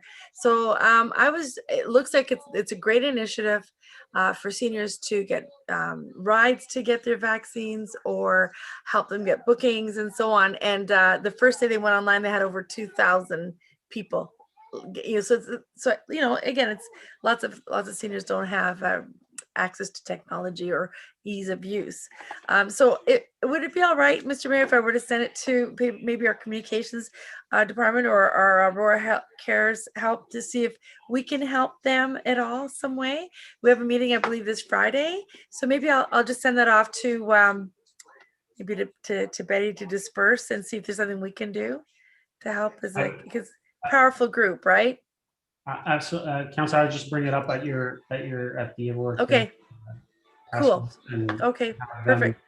And have that discussion there and see where you guys can go to see how we can make sure that we're getting our most vulnerable and our seniors out to get vaccinated. Excellent. And I just wanted to thank you very much for the update on 55 and above. I think that's amazing, and I really believe that, as Councillor Gardner mentioned, these aren't the easiest times for anybody. I particularly hate seeing the pain that a lot of our small businesses are going through. And while we continue to be diligent and wear our masks and be safe as possible, the impact on the businesses is horrendous. And I just wanted to, publicly thank you, Mr. Mayor, for representing Aurora, in terms of that perspective and the approach for vaccinations that I believe would have been amazing if the province could help take a peek at that and go in that direction. It makes a lot of sense. I'm getting people calling me that I know in different parts of Ontario, saying that it's a great approach. They've seen your comments and your interviews, and they really hope that they're heard and that some changes can be made even before the end of the provincial lockdown. I'm not sure that can happen, but let's get these frontline workers in all these businesses vaccinated so that they're protected and they can continue to work and lessen the spread, because these people have to go to work. This is their in-person jobs that need to continue. So I just want to thank you very much for that. And don't lay up. One of our friends passed away today from COVID. So 70 years old, very healthy. He was stable. We got a call. So I just wanted to say, guys, don't let up. I know it's not easy. As long as we're safe and we keep doing things the right way, we'll be okay, and get vaccinated. I think that's one way we can fight this thing. But thank you very much again for all that. I know there's one thing for staff, and I'm sorry I left my note as a positive commendation from an effort that we had within our permitting. Oh yes, for the farmers market, I did want to share with everyone. The plan is that we're opening early. I believe it's the first Saturday in May. Permits are being issued right now, and it's going to be another great year. All safety standards and just incredible work from staff, from bylaw, from parks. I don't want to miss anybody, but just the staff have been incredible. And without our staff, we never would have been able to do it last year. The template for the other markets in the GTA, and continue to do the great work this year. Thanks. That's it. Thank you. Councillor Gillan, public service announcement. Thank you. I had the exact same note about pink cars. I was going to bring it up. So Councillor Humfryes, I won't repeat that. And vaccines, I know there's been so much information out there. I know that we've had some emails about the bookings of the local pharmacies, and there's been some troubles. I know my husband's had the same trouble as well, booking and not getting a message back, although I have heard from some other members of the community, because there's different kinds of booking structures that they've walked into the various Shoppers Drug Marts that are listed, or the Walmart to book in person. I don't know if this is like the protocol, but it seems to have worked for some individuals, have not been able to get through the booking or have not had a proper confirmation or confirmation canceled. So there are 4 locations, the Superstore, Bayview and St. John's Side Road, Shoppers at Yonge and Edward, Shoppers, Hollandview and Trail and Bayview, and then Walmart Pharmacy, First Commerce Drive. So those are the 4 locations. If you can't get through, you can't call, because I know there's some troubles people are having with phones and how it says to go book online, but there has been some even more problems. Maybe go into that Shoppers Drug Mart if you have an errand that you need to run, and at the same time, book it in person. Thanks. Thank you. Councillor Gall, public service announcement. Just quickly, I guess it merits repeating over and over again that, you know, the impact of everything that's going on is affecting a lot of people, and the subsidiary impact, apart from suffering from COVID, has impacted many people. And it merits repeating that if you know anyone that you might think is suffering in mental health, reach out. Don't wait. Get on the phone, send an email, go for a walk, do something. Don't wait.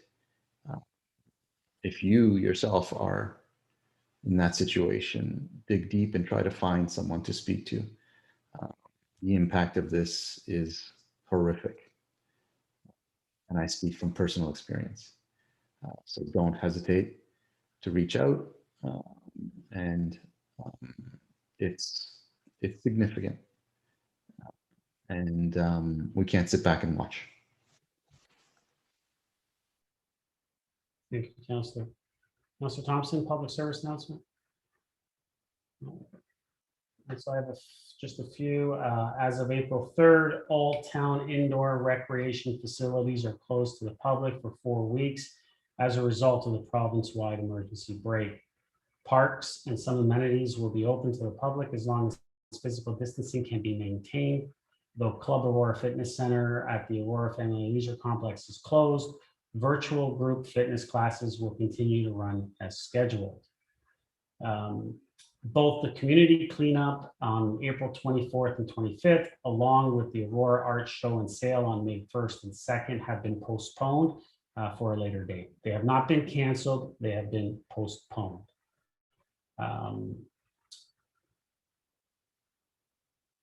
And also a free program providing community outreach to seniors and adults via telephone and Zoom. You can check out the Senior Center Without Walls monthly schedule online at aurora.ca/scww. It's a great program. Actually, if you could win an award for a program like this, Town of Aurora and our Seniors Center would win an award for this, because it's an excellent program. So many people talk about it. Actually, I think sometimes the lines are just swamped with people trying to get on to be part of some of the, whether it's online bingo, whether it's just to get on and just hear stories, conversations. It's a fantastic program, and I commend everyone at the Senior Center for putting this together and developing it. So that's great. I also did want to let everyone know that I know that there's been some conversations with Peel Region closing, ordering a Section 22 and closing their schools. and also Toronto doing that as well today. Dr. Kurji, our medical officer of health for York Region, has come out and has stated that York Region will not be closing our schools.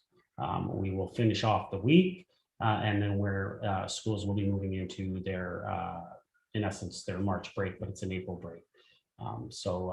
And as has been mentioned, I have had some conversations about this. Our businesses are struggling. And so if you're able to, get out and support them if you can. Shop from them, buy a gift card, do something. Let's see what we can do to keep them afloat. They're hanging on by a thread, a lot of them.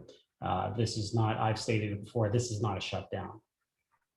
This is not a shutdown. This is not a lockdown. You can call it what you want, but this is this is something that is targeted a select, specific few businesses that the data has supported in York Region that the transmissions are not occurring in these areas.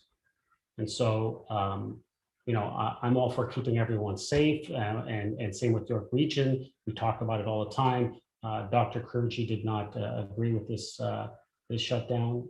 We believe that there's a better approach to this where we can continue to stay open, limit the capacities within all the businesses, the big box stores, lower those capacities, make sure that there's distancing in them, make sure that everyone remains safe, follows the protocols, but at least we take a balanced approach.